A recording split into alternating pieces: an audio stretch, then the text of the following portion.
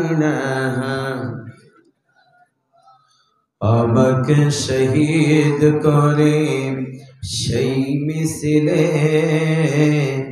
শামিল করে দিও আমাকে শহীদ করে সেই মিছিলে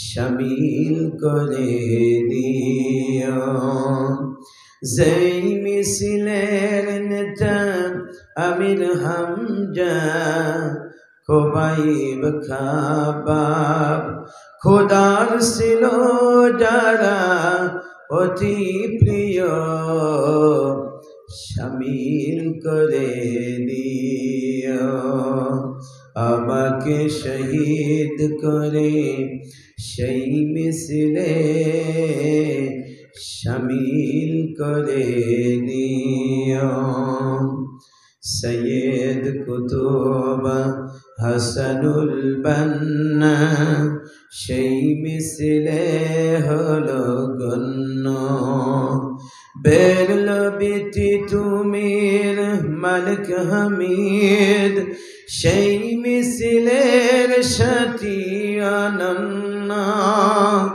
মরণ তো একদিন আসবে জানি মিনতি তোমার কাছে চিরজীবনের সেই মরণ আমায় দিও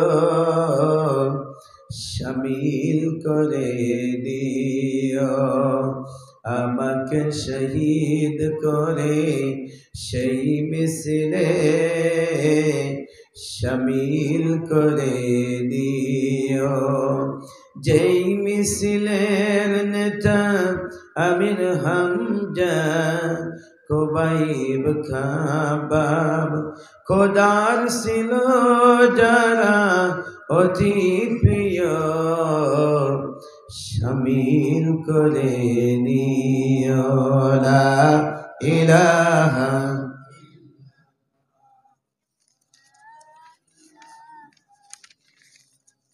লা ইলাহা ইল্লাল্লাহু মুহাম্মাদুর রাসূলুল্লাহ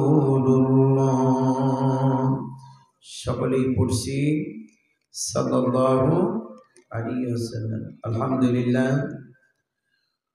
কুঠিপাড়া হাফেজিয়া মাদ্রাসা ও জামে মসজিদের উন্নতি কল্পে একদিন ব্যাপী বিরাট ইসলামী জলসা উপস্থিত আছেন অত্র মাহফিলের সম্মানিত শ্রদ্ধাভাজন সভাপতি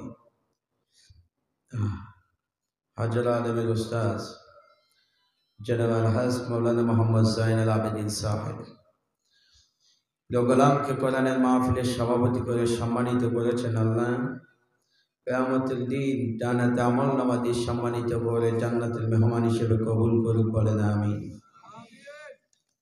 সহসভাপতির দায়িত্ব পালন করছেন জনাব মোহাম্মদ নাইমুল ইসলাম আল্লাহ তাআলা প্রিয় গোলামকেও কবুল করুক বলেন আমিন এতক্ষণ পর্যন্ত আলোচনা শুনি আপনাদেরকে ধন্য করেছেন জনাব হাফেজ হযরত মাওলানা ফয়সাল আহমেদ সাহেব শিক্ষকত্র হাফেজিয়া মাদ্রাসা আলোচনা শুনে ধন্য করেছেন জনাব হাফেজ মোহাম্মদ আশাদুল ইসলাম সাবেক ছাত্র মাদ্রাসা আল্লাহ তাআলা প্রিয় গোলামগুলোকে দিনের জন্য ইসলামের জন্য কবুল করুন বলেন আমিন আরেকটু জোরে বলেন আমার পূর্বে সুললিত কণ্ঠে কোরআন হাদিসের অকাট্য দলিল দিয়ে আলোচনা শুনি আপনাদেরকে ধন্য করেছেন সারা বাংলাদেশের আলোক সৃষ্টিকারী আলোচক বিশিষ্ট ইসলামী চিন্তাবিদ জনাব এস.এম.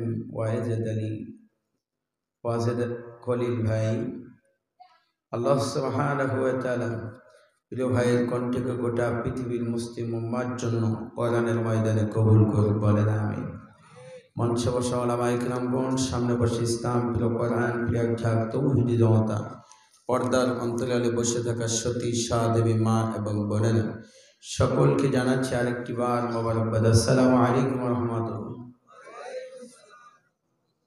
আল্লাহর কাছে শুকরিয়া যিনি আমাদেরকে আজকের এই মাহফিলে কবুল করেছেন, বলছি আলহামদুলিল্লাহ। আর একটু জোরে বলি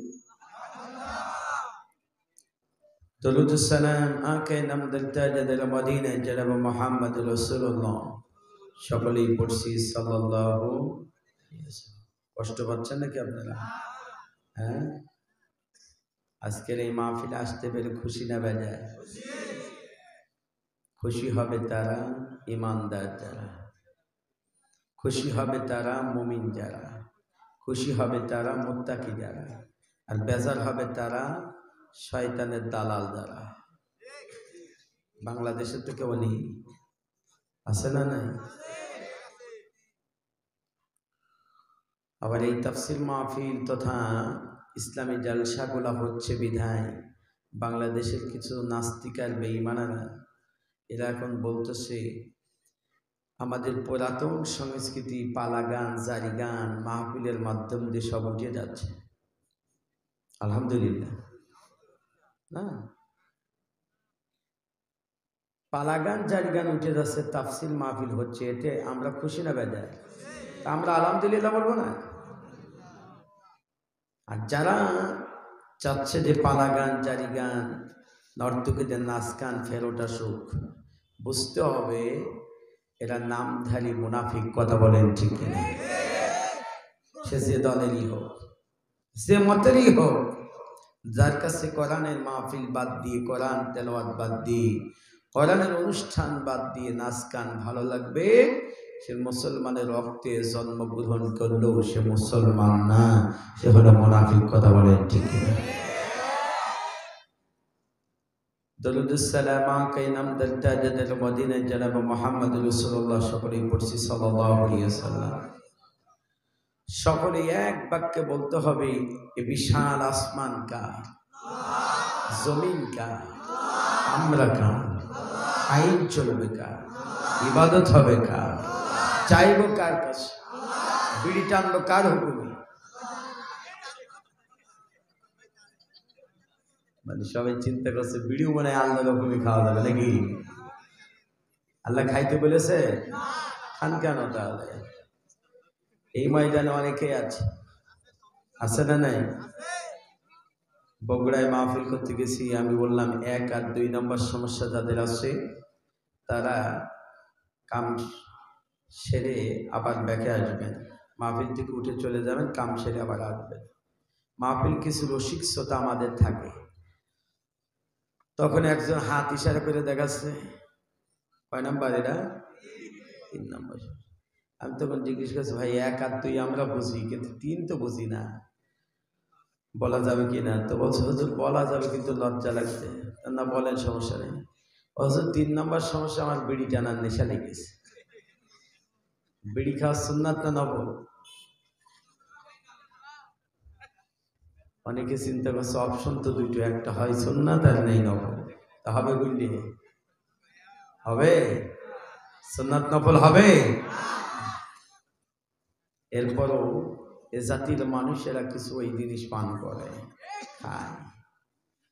যেই জিনিস হলো খাওয়ার পরে 5 তলায় দিয়ে চটকানো লাগে, এ কি মানুষ খায়? বলেন। একটা কুত্তারে দিয়েন, কোনোদিনও বিড়ি খাবে না, কথা ঠিক না? বিড়ি খাবে। এছাড়া কি দিয়ে উদাহরণ দিব? আল্লাহ তাদেরকে হেদায়েত দিক যারা এটা খায়। বলেন আমিন। সম্মানিত ভাই এবং বাবাজি, আসেন, খুব বেশি লম্বা চওড়া কথা বলবো না, আমরা 12টার ভিতরে শেষ করার চেষ্টা করবো আপনাদের সার্বিক সহযোগিতা থাকলে। আজকের এই মাহফিল যতক্ষণ পর্যন্ত চলবে সকলেই ধৈর্য ধারণ করে থাকবেন তো ইনশাআল্লাহ? থাকবেন না কারা কারা? একটু হাত তোলেন দেখি। দেখছেন অনেকে এটাও বুঝতে পারে না। থাকবেন ইনশাআল্লাহ সবাই? তাহলে একটা তাকবীর দিতে হবে, লিল্লাহি তাকবীর। পেছনের ভাইয়েরা বলেন নাই লিল্লাহি তাকবীর। একটু পরীক্ষা নিই প্রথমে, আপনাদের আওয়াজ ভালো আছে, তারপরে একটু পরীক্ষা নিই। কিন্তু আজকে মনে হচ্ছে সবচেয়ে যুবক বেশি এই মাহফিলে। মুরব্বী কম, ব্যাপার বুঝলাম না। অন্যান্য জায়গায় মুরব্বী পায় কিন্তু যুবক পাইনি, আর তানোর এলাকায় দেখতেছি যুবক আছে, মুরব্বী নাই। আজকের এই ময়দানে একটু পরীক্ষা নিই, যারা বিবাহিত আছেন প্রথমে একটু সুবহানাল্লাহ বলবেন। বলতে বলি দিতে এখন দাঁড়ান, থামেন একটু। যারা যুবক আছেন তারা পরে বলবেন, মানে বিয়ে যারা করেন নাই তারা পরে, আর বিয়ে যারা করেছেন তারা আগে বলবেন। এই ময়দানে যেতে কার একটু দেখে নিই আগে। প্রথমে বিবাহিতদের পালা, রেডি হন সবাই একসাথে, সুবহানাল্লাহ। হয়েছে? আরেকবার চান্স দিই, বিবাহিতরা সুবহানাল্লাহ। এইবার যারা বিয়ে করেন নাই তাদের পালা, দেখে যাক যেতে কারা। জি, বিবাহিত বাদ দিয়ে এবার যারা অবিবাহিত তারা বলবা সুবহানাল্লাহ। যেতে কারা? হ্যাঁ, অবিবাহিতরাই মানে নাকি যুবকেরাই জিতেছে? তো সেই রকম নাই, একটু কম। তারপরে তোমরা যেভাবে জিতার দরকার সেভাবে পারো নাই। আরেকবার চান্স, সুবহানাল্লাহ। ঠিক আছে, সবাই একসাথে আল্লাহু আকবার। সম্মানিত ভাই এবং বাবাজিরা চলে যান। আমরা যে কোরআনের আলোচনা শুনতে আসলাম, আমার প্রিয় বন্ধুরা চলে যান। এই কোরআন আল্লাহ পাক কেন দিলেন? কোরআন পাঠানোর উদ্দেশ্য আল্লাহ পাক জানিয়ে দিলেন, ইন্না আনসালনা ইলাইকাল কিতাবা বিল হক লিতাহকুমা বাইনান নাস। আল্লাহু আকবার। আল্লাহ পাক বলেন, আমি আল্লাহ তাআলা এই মহাগ্রন্থ কোরআনুল কারীমটা সত্য সহকারে নাযিল করেছি।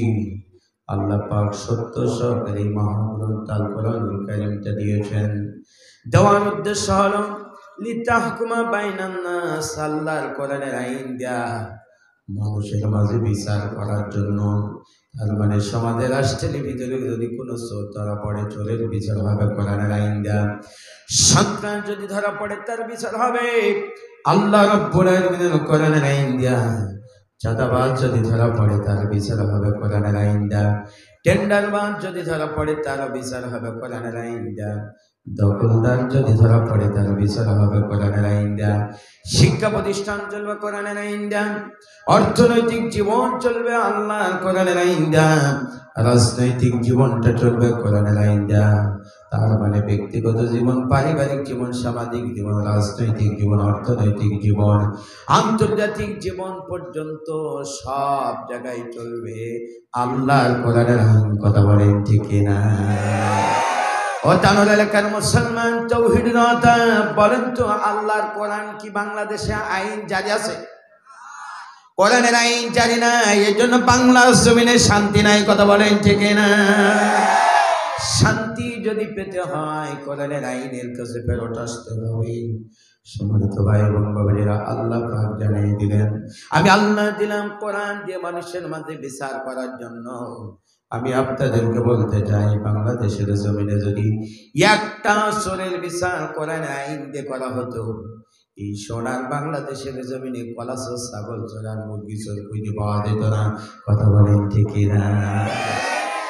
আল্লাহ পাক জানিয়ে দিলেন, শোনো না, तमाम পৃথিবীর মানব মণ্ডলীকে আল্লাহ পাক জানিয়ে দিলেন, শোনো, যাদের কাছে আমার কোরআনের আইন বিচার সমাজ রাষ্ট্র ভালো লাগবে না, তাদের পরিচয়টা একটু শুনে নাও। ওয়ামাল্লা ইয়াহকুম বিমা আনসালাল্লাহু ফাউলাইকা হুমুল কাফিরুন। ফাউলাইকা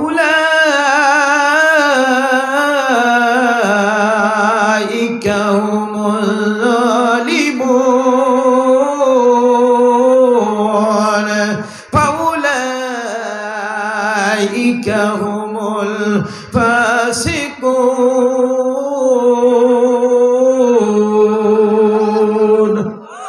আল্লাহ পাক বলেন, যাদের কাছে আমার কোরআনের আইন, সমাজ, রাষ্ট্র, বিচার ব্যবস্থা, অর্থনৈতিক অবস্থা, রাজনৈতিক অবস্থা তাদের কাছে ভালো লাগবে না, তাদের পরিচয়টা একটু শুনে নাও। ওরা হলো সমাজের রাষ্ট্রের ভিতরে ওরা কাফের, ওরা হলো জালেম, ওরা হলো ফাসিক, ঘোষণাকার। কোরআনের আইন মানার দরকার আছে না? বাংলার জমিনে কোরআনের আইন বাস্তবায়ন হোক। আমরা চাই কি চাই না? সবাই চাই। ও তানোর এলাকা তৌহিদ মাথা বাংলাদেশের টেকনাফ থেকে দিলিয়া, রূপসা থেকে বাদুরিয়া, সুন্দরবন থেকে বান্দরবন পর্যন্ত যদি প্রত্যেকটা মুসলমান যদি সোনার বাংলাদেশে আল্লাহর কোরআনের রাজ কায়েমের জন্য ময়দানে ঝাঁপিয়ে পড়ত, বাংলাদেশের নাস্তিক বেঈমানরা পালানোর জন্য ময়দান খুঁজে পেত। কথা বলাই ঠিক না? মুসলমানদের ঐক্যবদ্ধ হতে হবে। আগামীর বাংলা জমিনে কোরআনের আইন বাস্তবায়ন করার জন্য মুসলমানদের ঐক্য হতে হবে। ঈদের নামাজে যত মুসল্লি ঈদগাহের ময়দানে নামাজ পড়ে, এই মুসল্লিগুলা যদি এক প্ল্যাটফর্মে বেরোতে আসে, বাংলা জমিন ছেড়ে নাস্তিক বেঈমানরা পালানোর জন্য ইঁদুরের গর্ত খুঁজে পাবে না। আমাদের মিল নাই, আমাদের এক হওয়ার দরকার আছে না? ইখতিলাফ যত মাসালা আছে সব একদিনের ভিতরে 24 ঘন্টার ভিতরে বঙ্গোপসাগর বুড়িগঙ্গা নদীতে ভাসিয়ে দেওয়া হবে, কোরআনের রাজ যদি কায়েম হয়ে যায়। কথা বলেন ঠিক? সম্মানিত ভাই এবং বাবানীরা, চলে যান। জায়াত আপনাদের মাঝে তেলাওয়াত করেছি মহাগ্রন্থ আল কোরআনুল কারীমের 28 নম্বর সূরা সূরাতুল কাসাসের 2টি আয়াত তেলাওয়াত করেছি। কিচ্ছা কাহিনী গল্পমূলক একটি সূরা সূরাতুল কাসাস। ও আমার ভাই এবং বাবানীরা, আল্লাহ পাক ইরশাদ করে জানিয়ে দিয়েছেন, তিলকা আয়াতুল কিতাবিল মুবিন। আল্লাহ পাক বলেন, এই কিতাবের আয়াতগুলো হলো সুস্পষ্ট, এই আয়াতের ভিতরে কোনো জড়তা নাই। যেটা বলেন সুবহানাল্লাহ। আল্লাহ কোরআনের আয়াতের ভিতরে কোনো জড়তা আছে ভাই? ভেজাল আছে? সন্দেহ আছে? কোনো ত্রুটি আছে? আল্লাহ রাব্বুল আলামিন জানিয়ে দিলেন, যালিকাল কিতাবু লা রাইবা ফীহি হুদাল লিল মুত্তাকিন। এটা এমন একটা কিতাব যার ভিতরে কোনো সন্দেহ নেই, কোনো ভুল ত্রুটি প্রবেশ করানো নাই। সূরাতুল ফাতিহা থেকে সূরা নাস পর্যন্তের ভিতরে আমার আল্লাহ রাব্বুল আলামিন একটা ভুল ত্রুটি রাখেন নাই। যারা বলেন সুবহানাল্লাহ। আল্লাহ পাক জানিয়ে দিলেন, এই কোরআনের আয়াতগুলো যেহেতু সুস্পষ্ট, আল্লাহর কোরআনের কাছে জিজ্ঞাসা করে, কোরআন বলে দাও, এই পৃথিবীর জমিনে কে তোমারে পাঠালো? কোরআন একটু জানিয়ে দাও। আল্লাহর কোরআন জানিয়ে দেয়, তানসিলুম মির রাব্বিল আলামিন। আমাকে পাঠিয়েছেন এই পৃথিবীর জমিনে তিনি, বিশ্বজাহানের রব যিনি। যিনি বলেন সুবহানাল্লাহ। আল্লাহ পাক এই পৃথিবীর জমিনে পাঠিয়ে দিয়েছেন, শুধু নাই আল্লাহ রাব্বুল আলামিন কোরআন আবার জানিয়ে দিলেন, ইন্না নাহনু নাযালনা যিকরা ওয়া ইন্না লাহু লাহাফিজুন।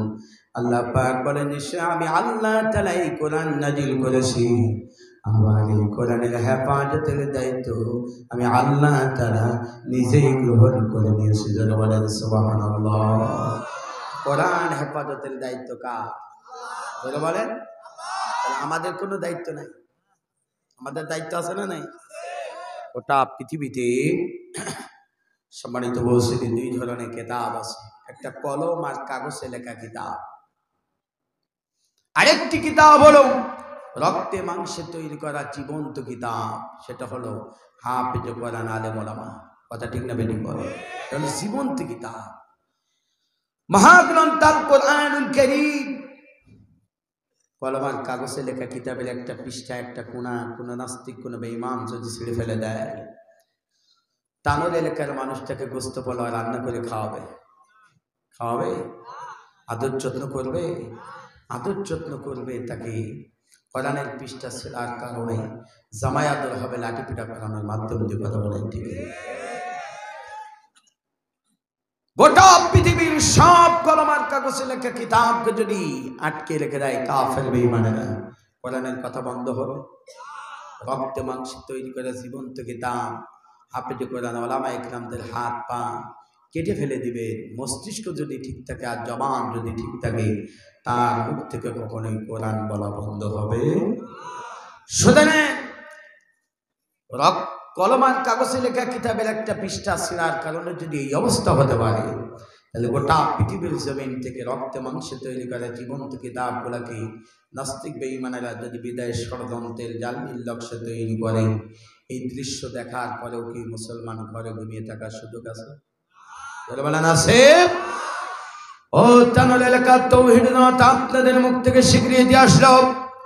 কলমার কাগজে লেখা কিতাবের একটা পৃষ্ঠা, একটা কোনা কোনো নাস্তিক কোনো বেঈমান যদি ছিঁড়ে ফেলে দেয়, তাহলে তাকে জামায়াতের করা হবে লাঠিপিটা করানোর মাধ্যম দিয়ে, দুনিয়ার থেকে বিদায় করানোর মাধ্যম দিয়ে।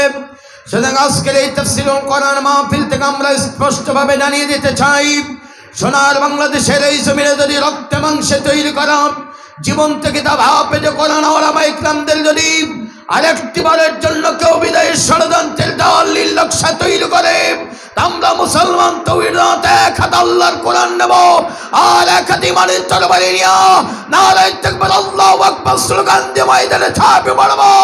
বাংলা জমিন থেকে একটা ওলামা ইকরামদেরকে বিদায় হতে দেওয়া যাবে না, যাবে না, যাবে না। কথা বলেন ঠিক না? ঐক্যবদ্ধ থাকতে হবে। আল্লাহ পাক জানিয়ে দিলেন, কোরআন আমি নাজিল করলাম, আবার কোরআন আপনি পাঁচতের দায়িত্ব আল্লাহ পাক নিজে গ্রহণ করে নিয়েছেন।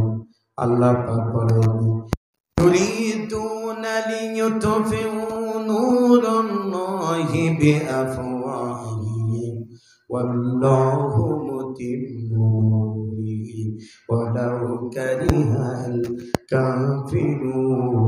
বলেন আল্লাহু আকবার। আল্লাহ পাক বলেন, কাফের বেঈমানরা চাই তারা তাদের মুখের ফুৎকার দিয়ে আল্লাহর আলোটাকে লিবাই দেবে, কোরআনের আইনটা লিবাই দেওয়ার চেষ্টা করবে।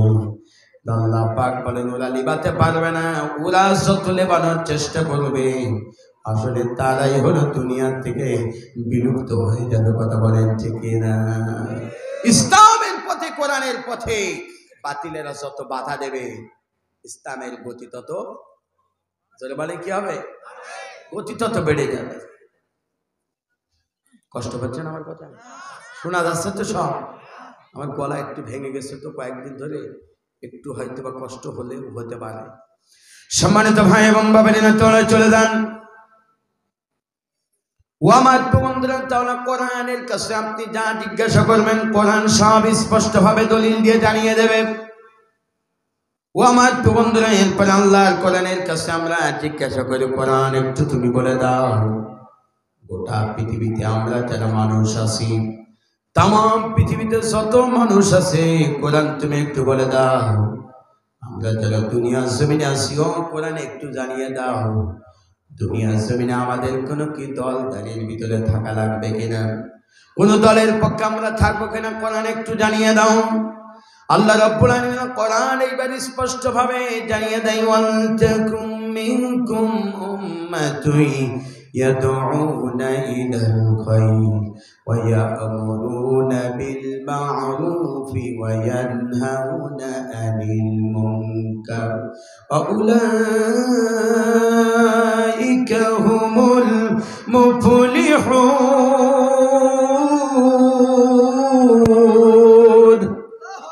আল্লাহ পাক বলেন, তোমাদের মধ্যে এমন একটা দল থাকতে হবে যেই দলের মানুষেরা মানুষদেরকে কল্যাণের দিকে আহ্বান করবে, সৎ কাজের আদেশ দেবে, অসৎ কাজের বাধা প্রদান করবে।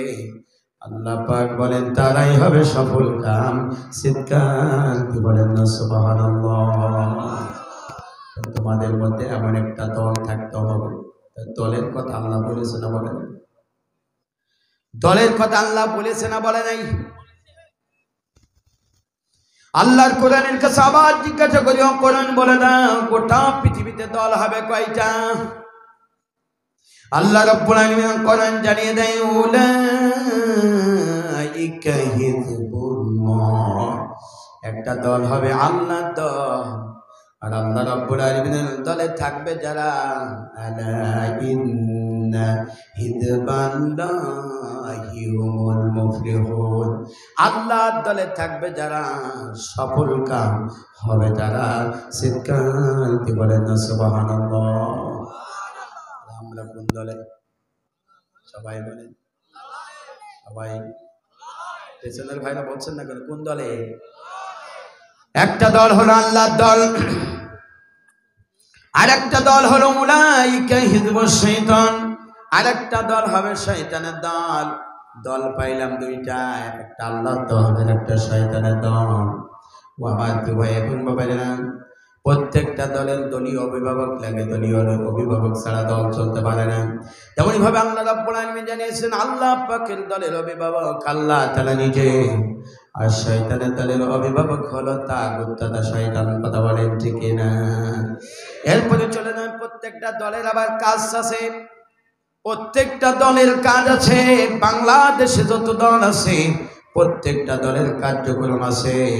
তেমনি ভাবে চলে যান আল্লাহ রাব্বুল আলামিনের দলের কাজ কয়টা, শয়তানের দলের কাজ কয়টা একটু শুনে নেন। আল্লাহ পাক জানিয়ে দিয়েছেন আল্লাযীনা ইম্মাক্কান্নাহুম ফিল আরদি আকামুস সালাতা ওয়া আতাউস যাকাতা ওয়া আমারু বিল মা'রুফি ওয়া নাহাউ আনিল মুনকার। আল্লাহু আকবার। আল্লাহ রাব্বুল আলামিনের দলের কাজ হলো চারটা। আল্লাহর দলের কর্মী বলে যারা দাবি করবে, লিডার বলে যারা দাবি করবে, সহযোগী বলে যারা দাবি করবে, তাদের কাজ হবে চারটা। এক নাম্বার হলো তারা হলো সমাজের রাষ্ট্রের ভিতরে সর্বপ্রথম যেই কাজটি করবে নামাজ কায়েম করবে। কথা বলেন ঠিক না? যেই দলের ভিতরে নামাজ নাই, যেই দলের নেতা নামাজ পড়ে না, কর্মীরা নামাজ পড়ে না, কর্মীদেরকে নামাজ পড়ানোর জন্য আহ্বান করে না, ওটা কখনোই আল্লাহ রাব্বুল আলামিনের দল হতে পারে না। কথা বলেন ঠিক না? আল্লাহর দলের এক নাম্বার কর্মসূচি হলো তারা নামাজকে কায়েম করবে, নামাজকে প্রতিষ্ঠিত করবে। ও আমার প্রিয় বন্ধুরা, নবীজি জানিয়েছেন মান তারাকাস সালাতা মুতাআম্মিদান ফাকাদ কাফার। নবীজি বলেছেন যে ব্যক্তি ইচ্ছাকৃতভাবে নামাজ ছেড়ে দেয় সে কাফেরদের দলভুক্ত হয়ে যায়। কথা বলেন ঠিক না? কিন্তু বাংলাদেশের মুসলমানেরা ও আমার টানলের কাজ তাওহীদ রাতে প্রতিদিন বাংলাদেশে হাজার হাজার তাফসীর মাহফিল হয়, প্রতিটা মসজিদে খুতবা হয়, আলোচনা হয়। আমরা প্রত্যেক দিনই হলো নামাজের দিকে মানুষদেরকে আহ্বান করি, মানুষদেরকে মসজিদমুখী করতে পারলাম না। কিন্তু বাংলাদেশের যারা এখন সরকারে আছে, আমার বন্ধুরা, বাংলাদেশের স্বরাষ্ট্র উপদেষ্টা যদি জানিয়ে দেয় আগামীকাল থেকে 12 বছরের ঊর্ধ্বে যাদের বয়স হয়ে যাবে, মুসলমানের রক্তে তৈরি সন্তানগুলো যদি নামাজটা পড়ে, এইগুলাকে ধরতে হবে, আঁচেল কানের ভিতরে ভর্তি করতে হবে। আইন যদি রাত 12টার পরে মাত্র 1 মিনিট যদি বক্তৃতা দেয়, রাত 12টার পরে 1 মিনিট বক্তব্য দেবে, আগামীকাল থেকে যারা 5 ওয়াক্ত নামাজ পড়বে না ওইগুলাকে ধরতে হবে, আঁচেল কানের ভিতরে ভর্তি করতে হবে। বাংলাদেশের ওলামা ইকরামদের নতুন করে ওয়াজ করা লাগবে না। এমন একটা পরিবেশ হবে ফজরের নামাজি ইমাম সাহেবের জায়গা পর্যন্ত দখল হয়ে যাবে। কথা বলেন ঠিক না? ও আমার ভাই এবং বাবারা, আল্লাহ পাক জানিয়ে দিয়েছেন এক নাম্বার আল্লাহ দলের কাজ হলো তারা নামাজকে কায়েম করবে, নামাজ প্রতিষ্ঠিত করবে। 2 নাম্বার কাজ হলো যাকাত আদায় করবে। সুবহানাল্লাহ বলেন। ও আমার প্রিয় বন্ধুরা, এরপরে নামাজের কথাই চলে যায়। নামাজ আর একটু কথা বলি, বলেন তো প্রিয় ভাই এবং বন্ধুরা, নামাজ কবুল করাতে হলে মানে আল্লাহর আদালতে যদি নামাজ কবুল করাতে হয়, ওযু ছাড়া কি নামাজ কবুল হবে নাকি? ওযু ছাড়া নামাজ হয়? ওযু ছাড়া যেমন নামাজ হয় না, তেমনি ভাবে ও আমার প্রিয় ভাই এবং বাবাজিরা, ইবাদত যদি আল্লাহর আদালতে কবুল করাতে হয়, আল্লাহর আদালতে যদি আমাদের প্রত্যেকের ইবাদত যদি কবুল করাতে হয়, আমার বন্ধুরা পূর্ব শর্ত হলো 5টা আমল করা লাগবে। এই 5টা কাজ যারা দূর করতে না পারবে, ও আমার বন্ধুরা তাদের ইবাদত আল্লাহর কাছে কবুল হবে না, তাদের নামাজ আল্লাহর কাছে কবুল হবে না। 1 নাম্বার হলো আল্লাহর আদালতে যদি ইবাদত কবুল করাতে হয়, নামাজ যদি কবুল করাতে হয়, যেই সময় আপনি খাদ্য খাবার খাবেন, এই খাদ্য খাবার খাওয়ার সময় আপনার হালাল খাদ্য খেতে হবে। সেটা বলেন কি খাদ্য? হালাল খাবার খেতে হবে। খাবার খাওয়ার সময় যদি কোনো বান্দে যদি হারাম খেয়ে কপালে কালো দাগ করে ফেলে নামাজ পড়তে পড়তে পায়ে যদি গুটলি বেঁধে ফেলায়, ওয়াল্লাহি আল্লাহর কসম করে বলি ওই বান্দা বান্দের নামাজ আমার আল্লাহর আদালতে কবুল হবে না। কথা বলেন ঠিক না? তাহলে ইবাদত কবুল হওয়ার এক নাম্বার শর্ত হলো সর্বপ্রথম খাবার যখন খাবো সেটা কি খাবার? আরো জোরে বলেন, হালাল খাবার। দুই নম্বর হলো আল্লাহর আদালতে যদি ইবাদত কবুল করাতে হয় হালাল টাকার পোশাক ব্যবহার করতে হবে। আমি আপনাদের মুসাফির মানুষ, আপনাদের মসজিদে ইমামতি করতে গিয়া যদি সম্মানিত বলছি আমার এই পাঞ্জাবিতে যদি পাখির পায়খানা লেগে থাকে অথবা ময়লা লেগে থাকে, আমি মুসাফির মানুষ যদি আপনাদের ইমামতি করতে যাই নামাজের, আমার ইমামতিতে কেউ নামাজ পড়বে? কেউ আমার পেছনে নামাজ পড়বে না। ঘোষণা করে দেবেন মাওলানা সাহেব আপনি পেছনে আসেন, আপনার পোশাকটাকে পবিত্র করে তারপরে ইমামতির কাতারে যান। নসিদ আপনার পেছনে আমরা কেউ ইক্তেদা করবো না, নামাজ আদায় করবো না। ও আমার তো ভাই এবং বাবারে, তাহলে হালাল টাকার পোশাক আপনারা কোরআন করতে হবে। আপনি পাঞ্জাবিটা কিনেছেন সুদি টাকা দিয়া, দুর্নীতি করার টাকা দিয়া, চাঁদাবাজি করার টাকা দিয়া, টেন্ডারবাজি করার টাকা দিয়া, ব্যবসায় ফাঁকিঝুঁকির টাকা দিয়া, মালে ভেজাল দিয়া, চুরি ডাকাতি করা, ছিনতাই রাহাজানি করার টাকা দিয়া পাঞ্জাবি কিনলেন, পায়জামা কিনলেন, লুঙ্গি কিনলেন, টুপি কিনে সালাত আদায় করবেন, ওয়াল্লাহি ওয়াল্লাহি আল্লাহর আদালতে আপনার ওই সালাত কবুল হবে না। কথা বলেন ঠিক না?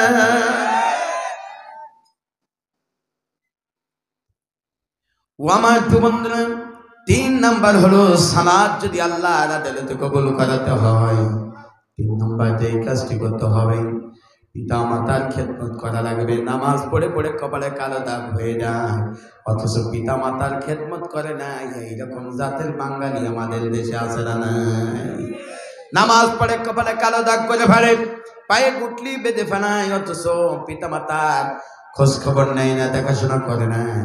এই কাজ যারা করবে তাদের নামাজ পড়তে পড়তে কপালে কালো দাগ হয়ে যাবে, কিন্তু আল্লাহর আদালতে সালাত কবুল হবে না। কথা বলেন ঠিক না? চার নাম্বার হলো ও আমার বন্ধুরা, হকদারদের হক বুঝিয়ে দেওয়া লাগবে।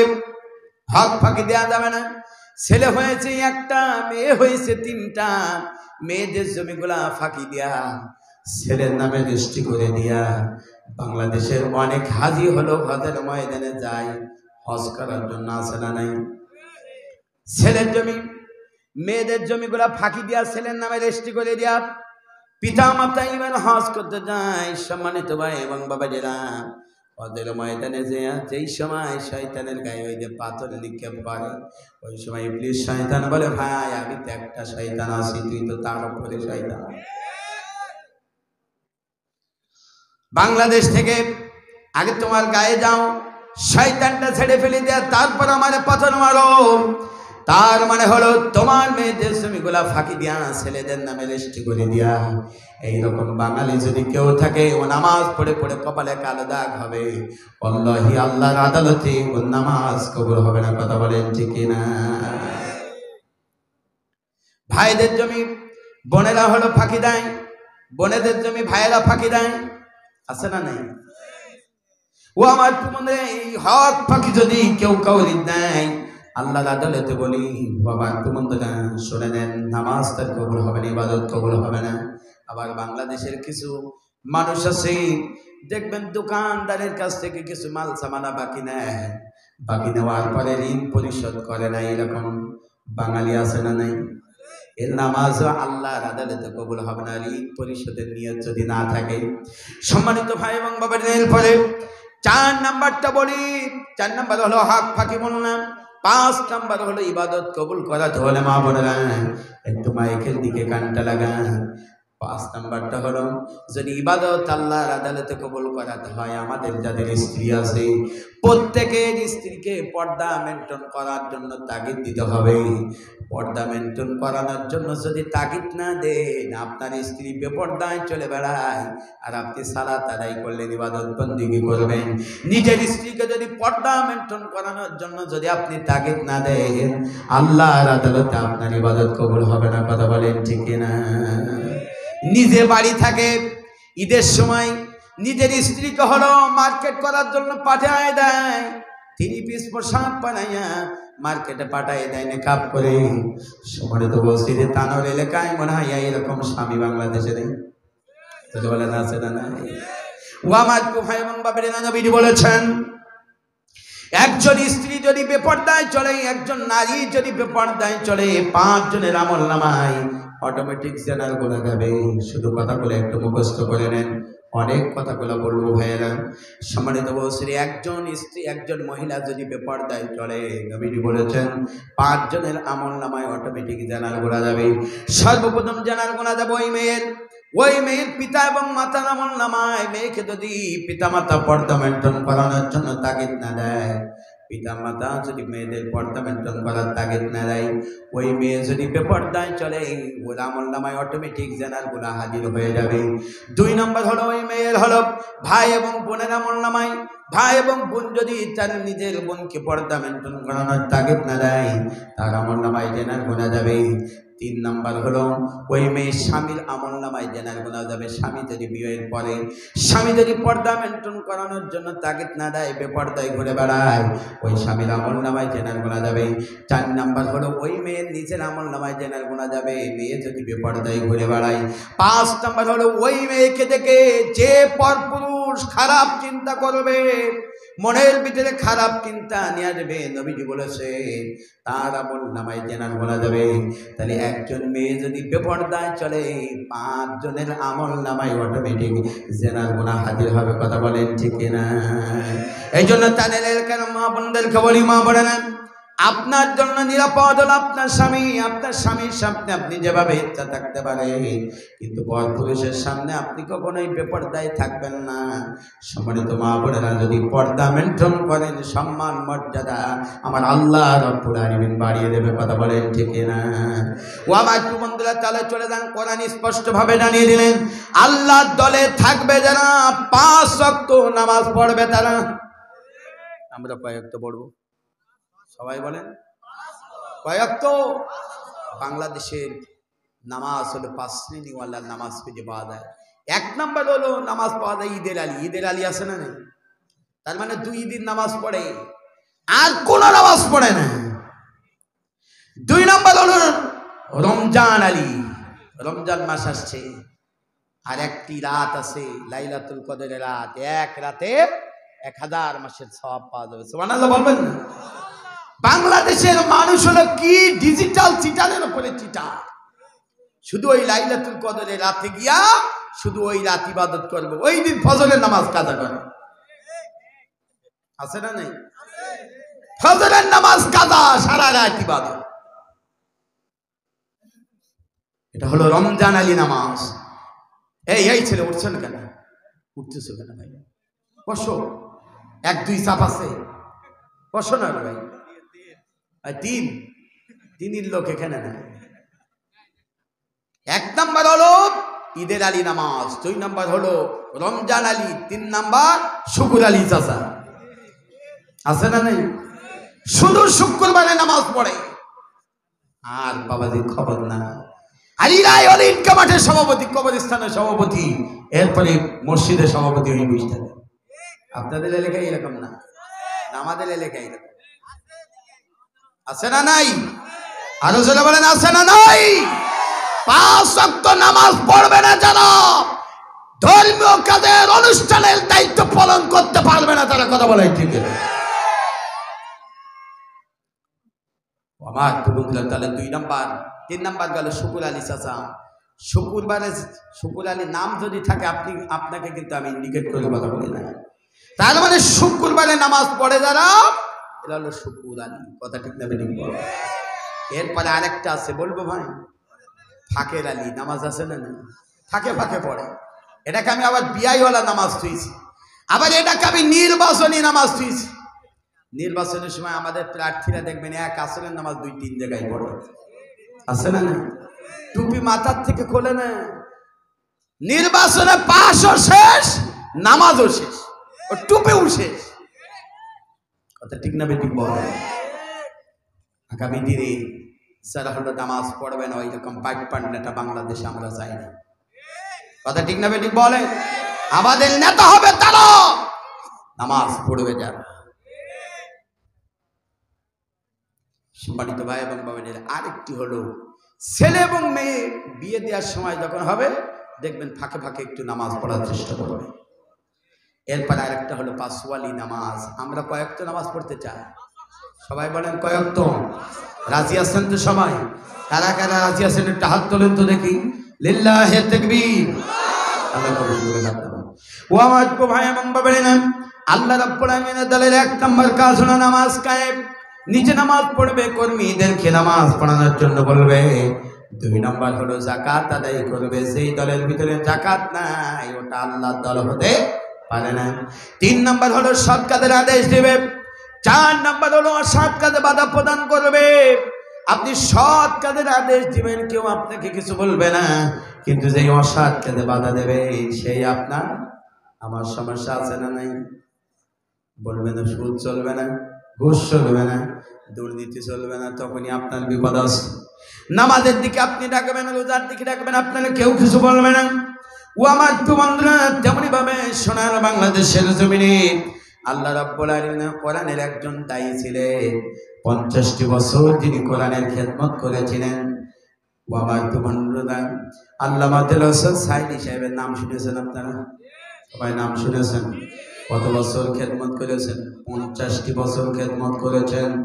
ও আমার বন্ধুরা, উনি যদি কোরআনের ময়দানে সারাটি জীবন যদি তাফসীর করে বেড়াতেন, শুধু বলতেন নামাজ পড়েন, রোজা রাখেন, হজ করেন, যাকাত দেন, দুর্নীতি চলবে না, সুদ চলবে না, মদ চলবে না, জেনা ব্যভিচার চলবে না, আল্লাহর আইন দিয়ে সমাজ এবং রাষ্ট্র পরিচালিত হবে, এই কথাগুলো যদি না বলতে, আল্লামা সাইদিকে দীর্ঘ 13টি বছর 3 মাস জালেমের কারাগারে তার ভর্তি হয়ে থাকা লাগতো না। কথা বলেন ঠিক কিনা? তিনি একটি কথা বলেছিলেন, লা ইলাহা ইল্লাল্লাহ, আল্লাহর আইন ছাড়া কাউরির আইন চলবে না। আল্লাহ ছাড়া কোনো ইলাহা নাই। আলা লাহুল খালক ওয়াল আমর, সৃষ্টি যার, আইন চলবে তার। ইনিল হুকমু ইল্লাল্লাহ, আল্লাহর হুকুম ব্যতীত আর কাউরির হুকুম চলবে না। এটাই ছিল তার সবচেয়ে বড় অপরাধ। এজন্য তাকে মিথ্যা মামলা দেওয়া হয়েছে। তিনি নাকি 30 লক্ষ মা বোনের ইজ্জত নষ্ট করেছে। নাউজুবিল্লাহ বলবেন? আর একটু জোরে বলেন নাউজুবিল্লাহ। তাকে করেছেন। আমাদের যশোর এলাকায় ডক্টর মিজানুর রহমান আনসারী ভাই একটি মাহফিলে আসলেন, আদ্দিন ফাউন্ডেশনের। ওই দিন ওই মাহফিলে 25 লক্ষ মানুষ, সাংবাদিকরা বলছেন, উপস্থিত হয়েছেন। আমি ওই দিন চিন্তা করলাম, ওই দিন পাবনায় আমার মাহফিল ছিল, ওই দিন চিন্তা করলাম আল্লামা সাইদি সাহেব যদি আজকে বেঁচে থাকতেন, বাংলাদেশের কোন মাঠ হলো সাইদি সাহেবের তাফসীর মাহফিলে জায়গা দেওয়া সম্ভব হতো না। একজন মানুষ যদি 30 লক্ষ মা বোনের ইজ্জত নষ্ট করে, তাহলে তার মাহফিলে এত জনগণ হবে কেন? তার প্রতি এত ভালোবাসা কেন? তাহলে বুঝতে হবে এ ভালোবাসা এমনি হয় নাই। তারপরে যে মামলাটা দেওয়া হয়েছে এটা ডাহা মিথ্যা মামলা। কথা বলেন ঠিক? এই জন্য শিল্পী একটা ওনার ব্যাপারে একটা গজল লিখেছে, বলবো ভাই? কষ্ট পাবেন নাকি আপনার? সাইদির মতো এত সখী নাই তো কারো জীবন, এত ভালোবাসে প্রভু তাকে দিয়েছে শহীদি মরণ। সাইদির মতো এত সখী নাই তো কারো জীবন, সত্যর পথে তিনি লড়েছে, মিথ্যার বেড়া জাল ভেঙেছে, কারো কাছে মাথা নত করেনি। সত্যর পথে তিনি লড়েছে, মিথ্যার বেড়া জাল ভেঙেছে, কারো কাছে মাথা নত করেনি। শুধু কোরআনের কথা বলে বলে, শুধু কোরআনের কথা বলে বলে করেছে পৃথিবী বিচারণ। সাইদির মতো এত সখী নাই তো কারো জীবন, এত ভালোবাসে প্রভু তাকে দিয়ে দিয়েছে শহীদি মরণ। মিথ্যা মামলায় পড়েছে, 13 বছর জেলখানায় কেটেছে, কারো কাছে মাথা নত করেনি। মিথ্যা মামলায় পড়েছে, 13 বছর জেলখানায় কেটেছে, কারো কাছে মাথা নত করেনি। তবু হায়না দিল মন গলেনি, তবু হায়না দিল মন গলেনি, কারাদণ্ড দিল আমার। সাইদির মতো এত সুখী নয়তো কারো জীবন, এত ভালোবাসে প্রভু তাকে, দিয়েছে শহীদি মরণ। সাইদির মতো এত সুখী নয়তো কারো জীবন। মারহাবা, লিল্লাহি তাকবীর। আল্লাহ কবুল করুক, বলেন আমিন। আল্লাহ তাকে শহীদ হিসেবে কবুল করুক। বাংলার জমিনে যারা কোরআনের দায়ী, আল্লাহ তাদের সকলকে তোমার দ্বীনের জন্য, ইসলামের জন্য কবুল করো, বলেন আমিন। ও আমার তোফা এবং বাবাজিরা চলে যান। তাহলে আল্লাহ দলের কাজ কয়টা? কয়টা? 5টা বললাম এতক্ষণ। কয়টা? আল্লাহ দলের কাজ হলো 4টা। চলে বলেন কয়টা? সবাই বলেন। 1 নাম্বার কি? জোরে বলেন, আরো জোরে। 2 নাম্বার জোরে বলেন। 3 নাম্বার এটা না, ওইদিকে চলে গেলে হবে না। 3 নাম্বার হলো সৎ কাজের আদেশ। তাহলে আল্লাহর দলে আমরা আছি, আমরা কোন কাজের আদেশ দিব? জোরে বলেন, সৎ কাজের আদেশ। 4 নাম্বার অসৎ কাজ যেখানে বাধা দেব। বাংলাদেশে যেই জায়গায় ঘুষ চলে, ওই জায়গায় যে একটা ঘুষি মারা যায়, ঘুষ আর থাকবে? বলেন, ঘুষের জায়গায় ঘুষি। চাঁদাবাজ গুলা ধরে ধরে পিটমোড়া করে বেঁধে পিটানি দেওয়া শুরু হয়, বলেন আর থাকবে? থাকবে না। এই জন্য অন্যায় যেখানে প্রতিবাদ হবে। বাংলাদেশের জমিনে কোরআনের মাহফিলে 144 আগে জারি হতো, আর জারি গান পালা গান চলতো। কোরআনের মাহফিল করতে হলে পরে আগে অনুমতি নেওয়া লাগতো টাটকা বেনামাজি আর সুদখোর মত তারিখের কাছে। কথা ঠিক না? এখন তো আল্লাহ হেফাজত করেছে। কথা ঠিক না? কোরআনের মাহফিল হবে, অনুমতি কাউরির লাগবে না। সোনার বাংলাদেশে সব জায়গায় কোরআনের মাহফিল চলবে। কথা বলেন ঠিক? এটাকে যারা বন্ধ করে দেওয়ার জন্য চেষ্টা করবে, আজ হোক কাজ হোক, দুনিয়া থেকে তারাই বিলুপ্ত হয়ে যাবে। কথা বলেন ঠিক? সম্মানিত ভাই এবং বোনেরা, তাহলে আল্লাহ তাআলার কাজ কয়টা পেলাম? 4টা। এরপরে ইবাদত কবুল হবার পূর্ব শর্ত কয়টা বললাম? সব তো গোল মানতে কি বলবে, মনে নাই কিছু? আগামীকালকে ওয়াজ, এখানে কিছু কিছু লোক থাকবে, দেখবেন এই বাজারে আলোচনা হবে। কালকে চুয়াডাঙ্গার হুজুর কিরকম আলোচনা করবে, বলে হ্যাঁ করেছে মোটামুটি। আবার কেউ বলবে না একেবারে বাজে, কেউ বলবে না ভালোই হয়েছে। তাহলে কি ওয়াজ করেছে বলো দিদি? বলবে কি যে ওয়াজ করেছে উনি জানে আর আল্লাহ জানে। এটা তো হবে না ভাই। ইবাদত কবুল হওয়ার পূর্ব শর্ত কয়টা? 5টা। কয়টা? সবাই বলো কয়টা? 5টা। মুখস্থ করে বাড়ি দিতে হবে। তাফসীর মাহফিলে আসলেন, শুধু কথা শুনে চলে গেলেন, চিল্লানি শুনে গেলে হবে না, বাড়ি নিয়ে যাওয়া লাগবে। ইবাদত কবুলের শর্ত হলো, পূর্ব শর্ত 5টা। 1 নাম্বার হলো খাওয়ার সময় কি খাবার? আরো জোরে বলেন। 2 নাম্বার হালাল টাকার পোশাক। কি? হালাল টাকার পোশাক। 3 নাম্বার পিতামাতার খেদমত। কি?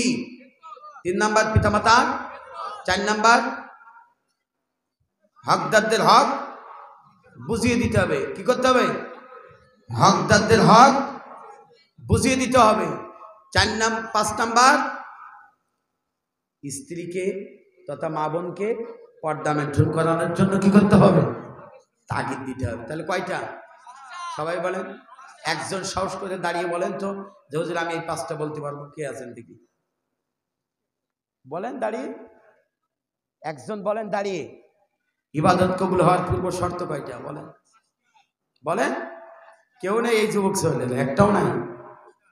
একজন দাঁড়িয়ে বলে হুজুর আমি বলতে পারি, আপনার ভুল হোক বলেন না কেন, চেষ্টা করেন। কে আছেন?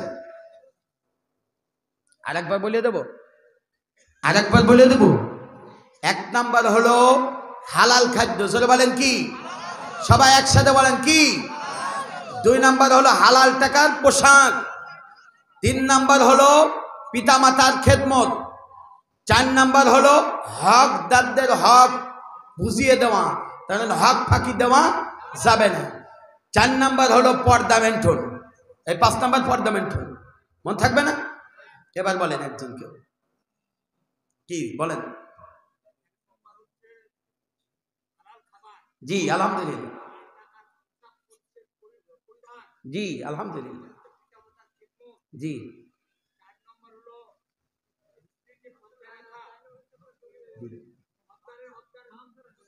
জি আলহামদুলিল্লাহ। দেখছেন, আলহামদুলিল্লাহ বলেন। এটা মুখস্থ করতে হবে। আল্লাহ কবুল করুক, বলেন আমিন। ও আমার ভাই এবং বাবাজিরা, এবার চলে যান। আল্লাহর দলের কাজ পারলাম 4টা, ইবাদত কবুল হওয়ার পূর্ব শর্ত পাইলাম 5টা। এইবার চলে যান শয়তানের দলের আবার কাজ আছে। আল্লাহর কোরআন সেটা জানিয়ে দেয়, সূরা মায়েদার 90 নম্বর আয়াত। বাড়িতে যাবেন, খুলবেন, দেখবেন আল্লাহ পাক বলেন শয়তানের দলের আমল শোনো, কাজ শোনা নাও। ইয়া আইয়ুহাল্লাযীনা আমানু ইন্নামাল খামরু ওয়াল মাইসিরু ওয়াল আনসাবু ওয়াল আজলামু রিজসুম মিন আমালিশ শাইতান। আল্লাহ পাক বলেন শয়তানের দলের আমল হলো, আবার কাজ হলো 4টা। আল্লাহর দলের কাজ পাইলাম 4টা, এবং শয়তানের দলের কাজ হলো 4টা। খাপের খাপ মুমতাজের বাপ মিলাতে দেখেন। আল্লাহর দলের কাজ হলো 4টা, শয়তানের দলের কাজ এইবার 4টা। শুনে নেন, আল্লাহ পাক বলেন হে ইমানদারগণ, শয়তানের দলের আমল তোমরা একটু শুনে নাও। 1 নাম্বার হলো তাদের আমল হলো, তারা কি করবে? সর্বপ্রথম তারা যদি ক্ষমতা শেয়ার পেয়ে যায়, শয়তানের দলের কর্মী লিডারদের আমল হবে মাদকের প্রচলন করবে, মদ খাবে, ফেন্সিডিলিয়া বা গাঁজা, এক কথায় মাদক দ্রব্যের প্রচলন ঘটাবে। আছে না? বাংলাদেশে তো মদ চলে না, হ্যাঁ? আমাদের দেশের অধিকাংশ নেতাদের মদ ছাড়া ঘুমায় না, কথা ঠিক না? এই মাদকের সাথে তার সম্পর্ক থাকবে। নিজেরা মাদক খাবে, মাদকের ব্যবসা করবে, মাদকের লাইসেন্স দেবে, এই মাদকের ব্যবসার সাথে যারা সহযোগিতা করবে সবগুলো হলো শয়তানের দলের লোকেরা, যাবে জাহান্নামে। কথা বলেন ঠিক না? 1 নাম্বার মাদক দ্রব্যের প্রচলন। 2 নাম্বার জুয়া খেলা। লেখেন, 2 নাম্বার জুয়া খেলা, মুখস্থ করে ফেলো। 2 নাম্বার জুয়া খেলার আয়োজন। তা নয় তো জুয়া খেলা চলে না, আছে দাদা? এই জুয়া যারা খেলবে, এই অনুষ্ঠানে যারা সহযোগিতা করবে, এর সাথে যারা জড়িত হবে, সবগুলা কোন দলের লোক? পেছনের ভাইরা বল, শয়তানের দলের লোক। এবার বাংলাদেশের এই যুবক ছেলে যারা আছে, এরাও কিন্তু খেলে ফ্রি ফায়ার, পাবজি, টিকটক, আছে না? না, আমি এক এলাকায় মাহফিল সেরে আমার এলাকায় রাতের বেলায় যাচ্ছি, যাওয়ার সময় কয়েকজন ছেলে পেলে দেখি রাস্তার ধারে এরকম শব্দ করছে, মার মার মার মার মার মার মার মার। আমি তখন ড্রাইভারকে বলছি, ভাই তুই গাড়ি রাখ, আজ বিপদে আসছে। তার মানে বুঝতেই তো পারছেন, মাঝে মাঝে ঝামেলা হচ্ছে বিভিন্ন জায়গায় রাস্তাঘাটে। তো হচ্ছে ঝামেলা আছে, তাড়াতাড়ি রাখো ভাই। এরপর ওদের কাছে গিয়ে রাখলাম যে আমি জানছি যে চোর হোক, ডাকাত হোক, সন্ত্রাস হোক, আপনি যদি সালাম দেন দেখবেন আপনাকে মূল্যায়ন করবে, সম্মানিত করবে। সম্মান করবে কি? হুজুর যা আছে দিয়ে দেন, মারবে না। এটা আদর যত্ন এইভাবে করে, মানে সালামের মাধ্যম দিয়ে আপনার অধিকাংশ বিপদ কেটে যাবে। সুবহানাল্লাহ বলেন। এরপর আমি গিয়ে সালাম দিই, উত্তর দেয় না, মার মার মার মার মার মার চলতেছে। এরপর আমি জিজ্ঞেস করছি, ভাই তুমি কি মারতেছো? বলছে আর হুজুর বললেন না, আমরা প্লেয়ার মেরে বেড়াচ্ছি। তার মানে এই খেলার মাধ্যমে ওরা প্লেয়ার মারছে, আমাদের মারবে না। আমি তখন বলছি যে ভাই রে তোরা যেভাবে বললি মার মার মার মার, আমি তো চিন্তা করে চাইলে আমাদের বিপদ আছে। এই বাংলাদেশের যে সকল যুবক ছেলেরা ফ্রি ফায়ার, পাবজি, এই গেম খেলো, টিকটক খেলো, এগুলাও কিয়ামতের দিন তোমাদের হিসাব পাইতে ভাই আল্লাহর আদালতে দেওয়া লাগবে। কথা বলেন ঠিক আছে? খেলবা না, এই খেলা বাদ দাও, ঠিক আছে? গতকালকের আগের রাতে একটি মাহফিলে গেছি জয়পুরহাটে, একটি মাদ্রাসার মাহফিলে। কি বলবো ভাই, ছেলেরা দেখছে যে মাদ্রাসার মাহফিলের পেছনে হলো 5-7 জন ছেলে সব বসে হলো ফ্রি ফায়ার, পাবজি গেম খেলতেছে আর প্লেয়ার মারতেছে মাহফিলের ময়দানে। ওইসব এই খেলা যারা করে এরা মুসলমান না, এরা হলো নামধারী মুনাফিক। কথা বলেন ঠিক? তাহলে 2 নাম্বার জুয়া খেলা, এটা কোন দলের কাজ জোরে বলেন? 1 নাম্বারটা কি বললাম জানো? মাদক। কি বললাম? মাদক দ্রব্যের প্রসারণ করবে যারা। 2 নাম্বার জুয়া খেলার আয়োজন। 3 নাম্বারটা বলবো আগামীকাল বলবো নাকি আজকেই বলবো? 3 নাম্বার হলো আনসাব, মূর্তি এবং ভাস্কর্য যারা তৈরি করে, মূর্তি এবং ভাস্কর্যের সাথে যারা সম্পর্ক তৈরি করে, এসব কোন দলের কাজ চলে বলেন? মূর্তি বানানো যাবে, ভাস্কর্য তৈরি করা যাবে। বাংলাদেশে ইতিপূর্বে বাংলাদেশের যিনারা দায়িত্বে ছিলেন তার বাপের উদ্দেশ্য করে বিভিন্ন কায়দায় বিভিন্ন মূর্তি এবং ভাস্কর্য তৈরি করা হয়েছে। এইগুলা তৈরি না করে ওই 2 কোটি 3 কোটি টাকা যদি গরিব মানুষের যারা এই শীতের সময় থাকতে পারে না কম্বল কুলাই করে দিতেন, ভাস্কর্য না বানায়া যদি ওই টাকা দিয়ে যদি কম্বল কুলাই করে যদি শীতের বস্ত্র কুলাই করে যদি গরিব অসহায় মানুষদেরকে দিত, এটা সাদকাতুল জারিয়া সওয়াব বই দিতে। কথা বলেন ঠিক?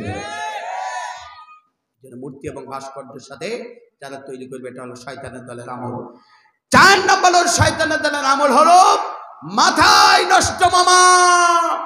10 টাকায় যদি লাগা যায় 20 লক্ষ টাকার ফ্ল্যাট, এই লটারি খেলার আয়োজন যারা করবে এরা হলো কোন দলের লোক? আর যারা কাটবে 10 টাকায় 20 লক্ষ টাকার ফ্ল্যাট, এই লটারি খেলার আয়োজন যারা করবে এরা হলো কোন দলের লোক? এরা যারা কাটবে তারা কোন দলের লোক? এই খেলার আয়োজন যারা করবে তারা কোন দলের লোক? তাহলে এই খেলার আয়োজন কি করা যাবে? তাহলে আইবার চলে আসেন, সবাই বলতে হবে শয়তানের দলের কাজ পালাম কয়টা?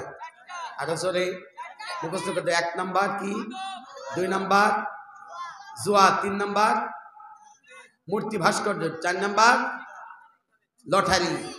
বোঝা গেল ভাই? শয়তানের দলের কাজ শেষ, আল্লাহর দলের কাজ শেষ। এইবার চলে যাও। আল্লাহ রাব্বুল আলামিন বলেন নাজনুন আলাইকা মিন নাবাই। কষ্ট পাচ্ছেন আপনারা? শেষ করে দিব নাকি? মারহাবা জোরে বলেন তো দেখি।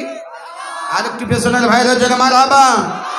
নারায়ে তাকবীর। আল্লাহ কবুল করুন। আল্লাহ পাক বলেন নাজনুন আলাইকা মিন নাবাই মুসা ওয়া ফিরআউন বিল হাক্কি লিকাওমি ইউমিনুন। আল্লাহ পাক বলেন আমি হযরত মুসা আলাইহিস সালাম এবং ফিরআউনের জীবন বৃত্তান্তটা সত্য সহকারে এখানে বর্ণনা করতেছি, জানিয়ে দিয়েছি। শোনেন এইবার মুসা আলাইহিস সালাম এবং ফিরআউনের জীবন বৃত্তান্ত থেকে কিছু কথা আপনাদেরকে একটু শুনিয়ে যাই, এটা বিশ্বাসী সম্প্রদায়ের জন্য উপকার হবে।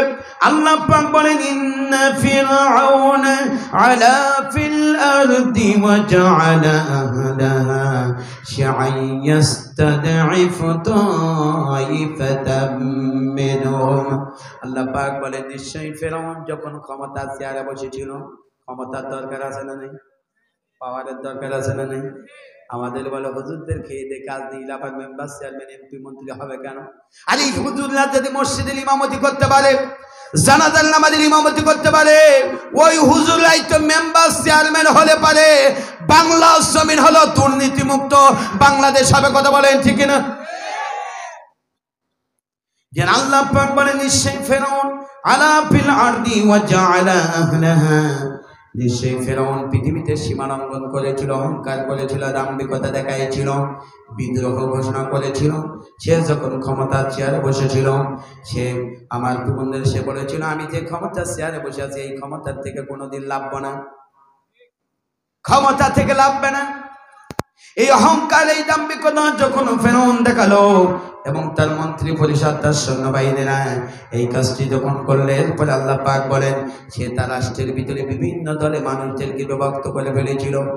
বিভক্ত করার পরে আল্লাহ পাক বলেন অনুরিদু আন্নামুন্না আলাল্লাযীনা ইসতুদঈফু ফিল আরদি ওয়া নাজআলাহুম আইম্মাতাও ওয়া নাজআলাহুমুল ওয়ারিসিন। বলেন আল্লাহু আকবার।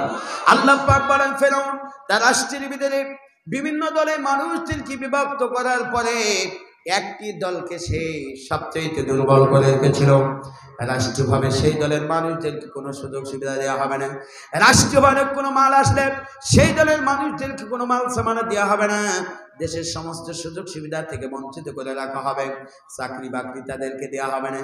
এইরকম কাজ যখন করতে লাগলো, আল্লাহ পাক বলেন শুনে নাও, আমি আল্লাহ তাআলা ইচ্ছা করলাম যেই দলের মানুষদেরকে, যেই গোত্রের মানুষদেরকে ফিরআউন তার দলবল বাহিনী, তার সৈন্য বাহিনীরা সবচাইতে দুর্বল করে রাখতো, আমি আল্লাহ তাআলা ইচ্ছা করলাম আগামীতে জাতির নেতৃত্ব কর্তৃত্ব আমি আল্লাহ তাআলা তাদের হাতে দিয়ে দেব। ক্ষমতা চেয়ার আমি আল্লাহ তাআলা তাদেরকে হাতে দিয়ে দেব। ওয়ানাজআলাহুমুল ওয়ারিসিন, এবং দেশের উত্তরাধিকারী আমি আল্লাহ তাআলা তাদেরকে বানাই দিব। ওয়ানুমাক্কিনা লাহুম ফিল আরদি ওয়া নুরিয়া ফিরআউনা ওয়া হামানা ওয়া জুনুদাহুমা মিনহুম। আল্লাহ পাক বলেন দেশের কর্তৃত্ব নেতৃত্ব যেই দলের মানুষদেরকে তারা দুর্বল করে রেখেছিল, আমি আল্লাহ রাব্বুল আলামিন আগামীতে জাতির নেতৃত্ব কর্তৃত্ব তাদের হাতে দিয়ে দেব।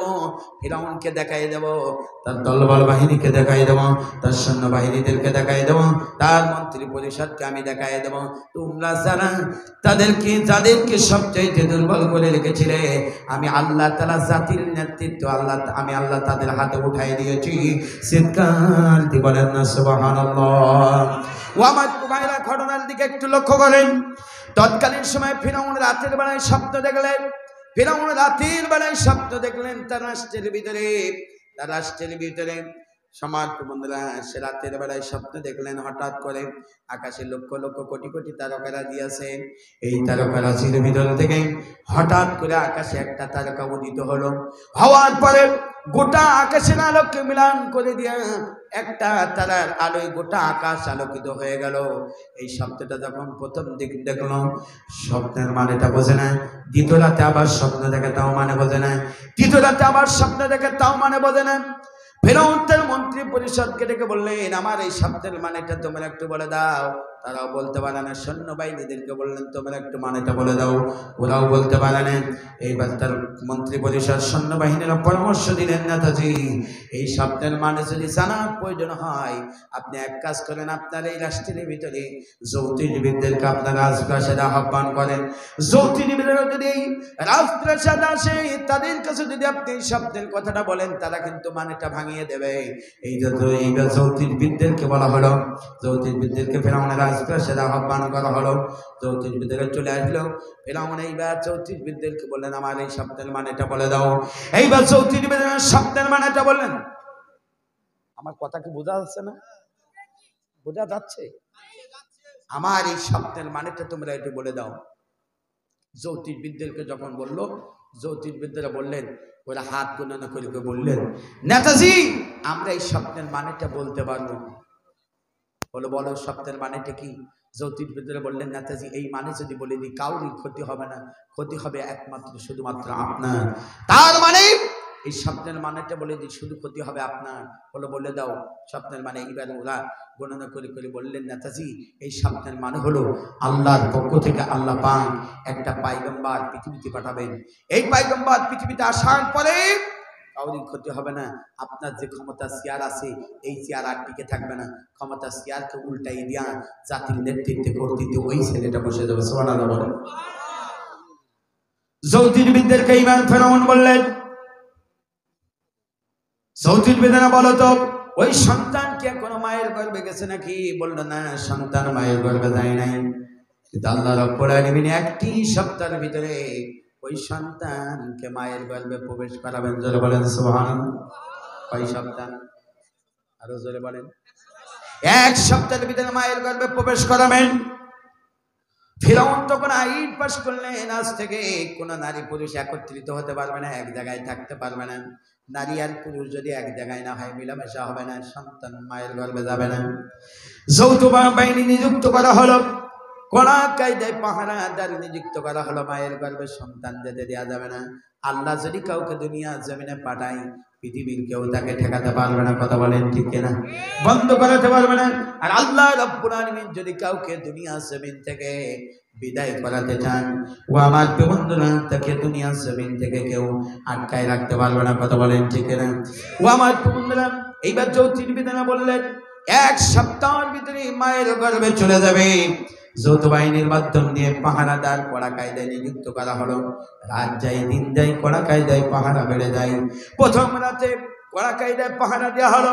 একদিন নারীরা ঘরের ভিতরে থাকবে, একদিন নারীরা ঘরের বাইরে থাকবে, আইন পাশ করে দেওয়া হলো। প্রথম দিন চলে গেল। পরের দিন সকালবেলা জ্যোতির্বিদদেরকে ফেরাউন ডেকে বললো, বলো তো মায়ের গর্ভে গেছে কিনা নাকি?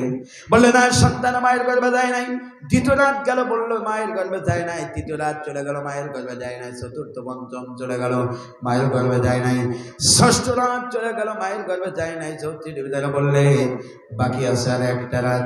ওই দিন নারীদের ঘরের ভিতরে থাকার পালা ছিল, আর পুরুষেরা ঘরের বাইরে থাকবে, আইন পাশ ছিল। ও আমার প্রমাণের তৎকালীন সময়ে আমার প্রবন্ধরা ফিরাউনের সবচেয়ে বিশ্বস্ত বন্ধু ছিলেন। তার নাম হলো ইমরান। হযরত মুসা আলাইহিস সালামের আব্বার নাম হলো ইমরান। ইমরানকে ডেকে বলা হলো, ইমরানকে ডেকে বলা হলো, আজকে প্রধান সেনাপতির দায়িত্ব আমি তোমাকে দিতে চাই। ওকে ইমরান, তুমি সঠিকভাবে পাহারা দিবা, কোনো নারী পুরুষ যেন একত্রিত না হতে পারে। তোমাকে প্রধান সেনাপতির দায়িত্ব দিতে চাই। আমার ইমরানকে প্রধান সেনাপতির দায়িত্ব দেওয়া হলো। রাতের বেলায় ঘুরে ঘুরে পাহারা দেয়। ও আমার প্রবন্ধের তরবারি খাড়া করে নিয়ে যখন পাহারা দেয়, ইমরান প্রধান সেনাপতির দায়িত্ব নিয়ে যখন পাহারা দেয়, রাত যত গভীর হয়ে যায়, আল্লাহ রাব্বুল আলামিন হযরত মুসা আলাইহিস সালাম আব্বার অন্তরের ভিতরে স্ত্রীর প্রতি ভালোবাসা তৈরি করে দিলেন। হযরত মুসা আলাইহিস সালামের মায়ের নাম হলো ইউকাবিদ, কেউ বলেছেন ইউকাবাই। আল্লাহ রাব্বুল আলামিন তার অন্তরের ভিতরে স্বামীর প্রতি ভালোবাসা তৈরি করে দিলেন। স্বামী স্ত্রীর ভিতরে মহব্বত এই পৃথিবীর জমিনে কেউ তৈরি করে দেয় না। স্বামী স্ত্রীর ভিতরে মহব্বত তৈরি করে দেয় আমার আল্লাহ। কথা বলেন ঠিক না? ও আমার প্রিয় ভাইয়েরা, কবরের না দেখে থাকতে পারে না। ইমরান হলো তার নিজের বাড়িটা পাহারা দিচ্ছে, নিজের এলাকাটা পাহারা দেয়। দিতে দিতে নিজের বাড়ি থেকে একটুখানি সামনের দিকে এগিয়ে চলে যায়। হযরত মুসা আলাইহিস সালামের মা ঘরের ভিতর থেকে বেরিয়ে আসলেন। এসে দেখেন প্রাণের স্বামীটা একটু সামনের দিকে এগিয়ে চলে যায়। পেছন থেকে হযরত মুসা আলাইহিস সালামের মা ডাক দিলেন, প্রাণের স্বামী গো, একটুখানি আজকে তুমি দেখা করো। হযরত মুসা আলাইহিস সালামের আব্বা ইমরান বললেন, না প্রাণের স্ত্রী গো, আগামীকালকে তোমার সাথে দেখা হবে। তোমার সাথে যদি এখন আমি দেখা করি, তোমাকেও হত্যা করবে, আমাকেও হত্যা করবে, দেখা করা যাবে না, আগামীকাল দেখা হবে। হযরত মুসা আলাইহিস সালাম মা জবান খুলে জানিয়ে দিলেন, শোনো ও আমার মুসা আলাইহিস সালামের মা জানিয়ে দিলেন, ও আমার প্রাণের স্বামী গো, তুমি যেই সকল সৈন্যবাহিনীগুলার ভয় পাচ্ছ, পেছনের দিকে একটু তাকায় থাকো। পেছনের সমস্ত সৈন্যগুলা সব নাক ডেকে ঘুমায়। ডাইনের সৈন্যগুলা তাকা, ওগুলা নাক ডেকে ঘুমায়। বামের সৈন্যগুলা তাকা, ওগুলা নাক ডেকে ঘুমায়। সামনের সৈন্যগুলার দিকে তাকা, ওগুলা নাক ডেকে ঘুমায়। এরপরে পেছনের দিকে তাকায় দেখে সব সৈন্যগুলা ঘুমায়। ও আমার ভাইরা, এই দৃশ্য দেখার পরে হযরত মুসা আলাইহিস সালামের মা আব্বা একত্রিত হয়ে গেল, মিলামেশা হয়ে গেল। আল্লাহ রাব্বুল আলামিন সপ্তম রাতের ভিতরে মায়ের গর্ভে হযরত মুসা আলাইহিস সালামকে প্রবেশ করাই দিলেন। চিৎকার দিয়ে বলেন না সুবহানাল্লাহ। পরের দিন সকালবেলা জ্যোতির্বিদদেরকে আহ্বান করা হলো। বললো, বলো তো মায়ের গর্ভে সেই সন্তান গেছে নাকি? জ্যোতির্বিদেরা এইবার হাত কোনা করে করে বললেন, নেতাজি অবস্থা খুব খারাপ। এত পাহারাদার নিযুক্ত করলেন, কোনো পাহারাদার দিয়ে কাজ হলো না। আজকে রাতের ভিতরে আল্লাহ পাক হযরত মুসা আলাইহিস সালামকে মায়ের গর্ভে দিয়েছেন। চিৎকার দিয়ে বলেন না সুবহানাল্লাহ। ও আমার প্রিয় ভাইরা, তখন ফিরআউন নতুন আইন পাশ করলেন। আল্লাহ পাক সেটাও মহাগ্রন্থ আল কোরআনুল কারীমের ভিতরে রেকর্ড করে দিয়েছেন। 2 নম্বর আইন পাশ করলেন, সর্বপ্রথম জন্ম নিয়ন্ত্রণ আইন পাশ করলেন। এই পৃথিবীতে সর্বপ্রথম জন্ম নিয়ন্ত্রণ আইন পাশ করেছে, সেটা হলো মিস্টার ফেরাউন। এরপরে 2 নম্বর আইন পাশ করলেন, ইসাববিহু আবনাআহুম ওয়া ইস্তাহয়ী নিসাআহুম।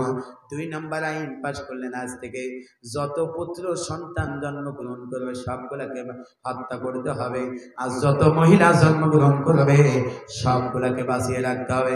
তার মানে মিস্টার ফেরাউন এবং তার মন্ত্রী পরিষদ, তার সৈন্যবাহিনী জানতে পেরেছিল, বুঝতে পেরেছিল আল্লাহ পাক জাতির নেতৃত্ব কর্তৃত্বে কোনো পয়গম্বর যদি পাঠায় আল্লাহ কোনো মহিলার হাতে ক্ষমতা দেবে না, ক্ষমতা দিলে আল্লাহ পাক পুরুষ মানুষের হাতে দেবে। কথা বলেন ঠিক কিনা? তাহলে জাতির নেতা হবে মহিলা না পুরুষ? আরো জোরে বলেন। আর আমরা মহিলারই পাবো, ঠিক না? এই কথা আবার বললেন না, বাড়ি গেলে আবার বাড়িওয়ালারা জায়গা দেবেন না। হ্যাঁ, তোমরা আমাদের নেতা মানো না। জাতির নেতা হবে মহিলা না পুরুষ? সবাই বলেন। আগামীতে আমরা বাংলাদেশের নেতৃত্ব করতে চাই পুরুষ মানুষ। কথা বলেন ঠিক? কোন মহিলা চাই? যে জাতির নেতৃত্ব কর্তৃত্ব মহিলা দেয় ওই জাতির কপালে কখনোই ভালো আশা করা যেতে পারে না। ও আমার ভাই এবং বন্ধুরা, পরের দিন সকালবেলা ফিরআউন তার দলবল বাহিনী নর্তকীদের নাচের আয়োজন করলো, নাচ গানের আয়োজন করলো। মা বোনদের ব্যাপারে আলোচনার কথা বলা হয়েছে, কিন্তু আগেই তো পর্দার মেরে দিয়েছে। পর্দার কথা বলেছিল, মা বোনদের ব্যাপারে আলোচনা একটা হয়েছে তো, হ্যাঁ হালকা হয়েছে, পরে আরো আসতে হবে তো। একবারে যদি বলেন তাহলে এনারা কি জন্য আছে? এনাদের তো বলতে হবে। মহিলাদের ব্যাপারে বলবো ভাই, মা বোনদের ব্যাপারে স্লিপ দিয়েছে মা বোনেরা, আপনারা একটু অপেক্ষা করেন। আমার তুললেন তো 10:30টার পর, এখন যদি আমি 12টা পার না করি, একটু সংক্ষিপ্ত সময় তো কথা বলতে হবে না নাকি? পয়েন্ট ধরে কথা বলেছি, আমি তো আজে বাজে কোনো কথা বলেছি? বলেন, যা বলেছি পয়েন্ট ধরে বলেছি। ও আমার ভাই এবং বাবারা চলে যান। পরের দিন সকালবেলা ফিরআউন তার রাজপ্রাসাদে জ্যোতির্বিদদেরকে ডাকলেন, আহ্বান করলেন। সপ্তম রাত পার হয়ে গেল। এবার সকালবেলা নর্তকীদের নাচ গানের আয়োজন করলেন, আর বলতেছেন আমি সফল। মন্ত্রী পরিষদ বলছেন সফল, সৈন্যবাহিনীরা বলতেছে সফল। গোটা পৃথিবীতে যারা জালেম হয় তারা সফল হয় না, সফল কাম হবে তারা মুমিন যারা, ইমানদার যারা। কথা বলেন ঠিক না? জালেমেরা সফল হতে পারে না। নাচ গানের আয়োজন হলো, যে আমি সফল কিনা বলো। পরের দিন সকালবেলা জ্যোতির্বিদের হাত প্রণয়ন করে করে বললে, নেতাজি লাভ হলো না, কোনো লাভ হলো না। আজকে রাতের ভিতরে আল্লাহ পাক মায়ের গর্ভের সন্তান দিয়েছেন। সুবহানাল্লাহ বলেন। আইন পাশ করলো, শোনো তাহলে আজ থেকে এক কাজ করব, যত পুত্র সন্তান জন্মগ্রহণ করবে সবগুলাকে হত্যা করব, আর মহিলা যত জন্মগ্রহণ করবে সবগুলাকে বাঁচিয়ে রাখবো। 1 নয় 2 নয়, ইতিহাস সাক্ষী দেয় 80,000 পুত্র সন্তানকে ফিরআউন হত্যা করেছিল, তার দরবার বাহিনী হত্যা করেছিল। তার ভিতরে আল্লাহ পাক মুসা আলাইহিস সালামকে বাঁচিয়ে রেখেছিল। জোরে বলেন না সুবহানাল্লাহ। তাহলে বাঁচানোর মালিক কে? আরো জোরে বলেন। মারার মালিক কে? 80,000 পুত্র সন্তানকে হত্যা করলো, তার ভিতরে হযরত মুসা আলাইহিস সালামকে বাঁচিয়ে রাখলেন। এরপরে মুসা আলাইহিস সালাম দুনিয়ায় আসলেন। মায়েদের পেটের আকার আকৃতি সন্তান গর্ভে আসলে পরিবর্তন হয়। মুসা আলাইহিস সালামের মায়ের পেটের আকার আকৃতি আল্লাহ পাক ওইভাবে পরিবর্তন করার নাই। সুবহানাল্লাহ বলেন। তখন ওই তালিকা করতো, যাদের পেটের আকার আকৃতি পরিবর্তন, ওইটা তালিকা করে নিয়ে আসতো। এরপরে মাঝে মাঝে গিয়ে সেই বাড়িতে খোঁজ নিত, নেওয়ার পরে যদি কোনো পুত্র সন্তান হয় সেটাকে জবাই করে দিত, আর মহিলা হলে বাঁচিয়ে রাখতো। 1 নয় 2 নয়, 80,000 পুত্র সন্তানকে হত্যা করেছিল। এর ভিতরে আল্লাহ পাক মুসা আলাইহিস সালামকে বাঁচিয়ে রেখেছিলেন। সুবহানাল্লাহ বলেন। ইতিহাস সাক্ষী দেয়, মুসা আলাইহিস সালামের মাকে আল্লাহ বললেন, ও মুসার মা, আল্লাহ পাক রেকর্ড করে দিয়েছেন এখানে। মুসা আলাইহিস সালামের মাকে কোলে করে নিয়ে আল্লাহ বললেন, ও মুসার মা, তুমি তোমার কোল নিয়ে তোমার সন্তানকে স্তন্য পান করা থাকো, পান করাও। যদি এই পান করা থেকে যদি তুমি ভয়ের আশঙ্কা করো, তাহলে তোমার সন্তানকে তুমি দরিয়ার ভিতরে ভাসিয়ে দাও। দরিয়ার ভিতরে ভাসিয়ে দেওয়ার পরে ভয় করবে না, দুশ্চিন্তাও করবে না। আমি আল্লাহ ওয়াদা করছি তোমার সন্তানকে তোমার কোলে ফেরত দিয়ে দেবো, আমার পয়গম্বর করে ফেরত দেবো। সুবহানাল্লাহ বলে। মুসা আলাইহিস সালামের মাধ্যমে ইতিহাস সাক্ষী দেয়, একদিন মুসা আলাইহিস সালামের মা কোলে করে স্তন্য পান করায়। এই মুহূর্তে সংবাদ আসলো ফিরআউনের দলবল বাহিনী চলে আসতেছে। কি করবে? নিজের সন্তানকে সেভ করতে হবে। হযরত মুসা আলাইহিস সালামের মা ফিরআউনের দলবল বাহিনী থেকে রক্ষা করার জন্য একবার বুদ্ধি খাটালেন, কি করা যায়, কিভাবে বাঁচাবো। এরপরে একটা চুলা তৈরি করলেন, চুলার ভিতরে মুসা আলাইহিস সালামকে রেখে দিলেন, উপরে পাতিল দিলেন, আগুন দিয়ে জাল দেওয়া শুরু করলো। বলেন আগুন কথা শুনে কার? বাতাস কথা শুনে কার, পানি কথা শুনে কার, আর আমরা কথা শুনি কার? এরপর মুসা আলাইহিস সালামের মা করলেন কি, সন্তানকে ওখানে রেখে দিলেন। এরপর আগুন দিয়ে জাল দেওয়া শুরু করলেন। চিন্তা করতেছে নিজের সন্তানকে নিজে হত্যা করবো, তারপরে ফিরআউনের বাহিনীর হাতে আমি হত্যা হতে দেব না। ওরা সন্তানকে কোলে নিয়ে তো আদর যত্ন করে তার ছাইটা নিয়ে ওটা আনন্দ করবো, কিন্তু ফিরআউনের বাহিনীর কাছে হত্যা হতে দেব না। চুলার ভিতরে রেখে দিলেন। হযরত মুসা আলাইহিস সালামের মা উপরে পাতিল দিয়ে আগুন দিয়ে জাল দিয়ে শুরু করলো। চিন্তা করছে পুড়ে যাবে, সন্তান মারা যাবে। আবার কান্নাকাটি করে নিজের সন্তানকে নিজেই আগুনে পুড়িয়ে ফেলে দিলাম, এভাবে আফসোস করতে থাকে। এরপরে দলবল বাহিনী বাড়ির ভিতরে প্রবেশ করলেন। গোটা ঘর সব চেক হয়ে গেল, চিরুনি অভিযান চালালো, কোথাও সন্তান খুঁজে পাওয়া গেল না। এখান থেকে বেরিয়ে চলে গেলেন। কিছু দূরে ওরা যখন চলে গেল, মুসা আলাইহিস সালামের মা করলেন কি, পাতিল সরালেন, আগুন দিয়ে জাল দেওয়া বন্ধ করলেন।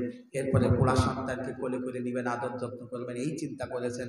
ইতিহাস সাক্ষী দেয়, লক্ষ্য করে দেখলেন হযরত মুসা আলাইহিস সালামকে আগুনের ভিতরে দেওয়ার পূর্বে যেই রকম চেহারা সুরত ছিল, ওই চুলার ভিতরে দেওয়ার পরে আগুন স্পর্শ করে নাই, চেহারা সুরতটা আরো অনেক গুণ সুন্দর হয়ে গিয়েছিল। সুবহানাল্লাহ। ও আমার ভাইরা, এরপর মুসা আলাইহিস সালামের মায়ের আর সন্দেহ, মুসা আলাইহিস সালামের মা রাগ বুঝতে বাকি রাখল না, এই হলো আমার সেই সন্তান হবে যাকে দুনিয়ায় আসতে দেবে না ফেরাউন, এত চেষ্টা করলো, যাকে হত্যা করার জন্য এত চেষ্টা করলো, আমার বোঝানো সেই সন্তানই আমার সন্তান হবে। সুবহানাল্লাহ বলে। মুসা আলাইহিস সালামের মাকে আল্লাহ জানিয়ে দিল, মুসলমান তুমি সন্তান কোলে করে নিস্তন্ন পান করা থেকে যদি তুমি ভয় পাও, এক কাজ করে দরিয়ায় ভাসাইয়ে দাও। দরিয়ার ভিতরে ভাসাই দিবা মুসলমান। ভাসাই দেওয়ার পরে ভয় করবে না, দুশ্চিন্তাও করবে না, আমি আল্লাহ ওয়াদা করছি তোমার সন্তানকে আমি তোমার কোলে ফেরত দিয়ে দেবো। সুবহানাল্লাহ বলেন। এরপরে হযরত মুসা আলাইহিস সালামের মা একটা বাক্স তৈরি করলেন। বাক্স তৈরি করার পরে দরিয়ার ভিতরে ভাসিয়ে দিলেন। দেওয়ার পরে এই বাক্স তৈরি করার পেছনে আমার তিনটে বড় কাহিনী আছে, এদিকে যাওয়া যাবে না। এবার দরিয়ার ভিতরে ভাসিয়ে দিলেন। দেওয়ার পরে দরিয়ার ভিতরে যখন ভাসিয়ে দেয়, আল্লাহ বলে, নো মুসলমান, তোমার সন্তান যে মেয়েটা আছে, এই মেয়েকে তুমি দরিয়ার কিনারায় যেতে যেতে বলবা, বাক্স কোথায় যাচ্ছে, কোন জায়গায় গিয়ে বাক্স দাঁড়াবে, এটা দেখতেও বলবা। অচেনা মানুষ হয়ে গোয়েন্দা বিভাগের দায়িত্ব পালন করতে করতে দরিয়ার কিনারা কিনারা দিয়ে যেতে বলবা। এইবার ওই দরিয়ার কিনারা দিয়ে বাক্স চলে যায় দরিয়ার ভিতরে। মুসা আলাইহিস সালামের বোন হলো নদীর কিনারা দিয়ে, এই কিনারা দিয়ে আস্তে আস্তে যেতে লাগলো। যেতে যেতে ফেরাউনের দলবল বাহিনী যেই জায়গায় গিয়ে আশ্রয় গ্রহণ করে, যেখানে তারা আনন্দ উল্লাস করে দরিয়ার কিনারায়, ওই জায়গায় গিয়া বাক্স নিকটবর্তী হয়ে গেল। এইবার ফেরাউনের দলবল বাহিনী এই বাক্স দেখার পরে বলছে, শোনো। ফেরাউন তার দলবল বাহিনীকে, সৈন্যবাহিনীকে বলছে যে এই জিনিসের ভিতরে আমার মনে হচ্ছে যাকে আসতে দেবো না দুনিয়ায় মনে করলাম, মনে হচ্ছে এই বাক্সের ভিতরে সেই জিনিস আছে। চোরের মন সদা সর্বদা কি সবাই বলেন, পুলিশ ভাগ। এইবার দরিয়ার কিনারা বাক্সটা চলে আসছে, জালেমেরা চলে গেল, কাফেরেরা চলে গেল। যাওয়ার পরে দরিয়ার এইরকম হাত বাড়িয়ে দেয়। আল্লাহ পাক কোনো জালেমদের দিয়ে আল্লাহর নবীকে স্পর্শ করাবেন না। সুবহানাল্লাহ বলেন। হাত বাড়িয়ে দেয়, বাক্স একটু দূরে সরে যায়, দরিয়ার একটু ঢেউয়ে পানি ঢেউয়ে দূরে চলে যায়। এরপরে ফেরাউন হাত বাড়াই দিল, দূরে চলে যায়। ওর মন্ত্রী পরিষদ হাত বাড়ালো, দূরে চলে যায়। সৈন্যরা হাত বাড়ালো, দূরে চলে যায়। কারণ কোন জালেম দিয়ে আল্লাহ পাক নবীকে স্পর্শ করবেন না। এই সংবাদ হযরত আসিয়ার কাছে চলে গেল। আসিয়া একজন ইমানদারিতা মহিলা ছিলেন, উনি চলে আসলেন। সংবাদ পাইলো কেউ বাক্স তুলতে পারছে না, দরিয়ার কিনারে আসলো, হাত এইভাবে বাড়িয়ে দিলেন। আল্লাহ পাক ঢেউ দিয়ে হযরত মুসা আলাইহিস সালামকে হযরত আসিয়ার কোলে তুলে দিলেন। সুবহানাল্লাহ বলেন। আসিয়া যখন কোলে তুলে নিলেন, নেওয়ার সাথে সাথে ফিরআউন বলতেছে, বলে আসিয়া, আসিয়া বলতেছে, হ্যাঁ এতটুকু না বাক্স তোলার ক্ষমতা তোমাদের নেই, আবার তুমি ইলা বলে রব বলে দাবি করো। নাউজুবিল্লাহ বলে। তোমরা কিসের রব, কিসের ইলা? বাক্স তোলার ক্ষমতা তোমাদের নাই। এরপর বাক্স তুলে দিলেন, বাক্স থেকে সন্তানটাকে তুলে দিলেন। নেওয়ার পরে হযরতে মুসা আলাইহিস সালামের যখন কোলে তুলে দিলেন, ফেরাউনের স্ত্রী হযরতে আসিয়া তখন কি বললেন, এক কাজ, এই সন্তানকে আমাদের সন্তান হিসেবে গ্রহণ করে দিব। এই সন্তান আমাদের চক্ষু শীতল হয়ে যাবে, আমাদের কল্যাণে কাজে এসে যাবে। আর ফিরআউন ডেকে বলছে, লা তাকতুলু। ফিরআউন বলছে আমি এক কাজ করবো, একে হত্যা করবো। হযরত আসিয়া বলছে, লা তাকতুলু, হত্যা করা যাবে না। সুবহানাল্লাহ বলে। ফিরআউন বলছে হত্যা করবো, আর ফিরআউনের স্ত্রী বলছে হত্যা করা যাবে না।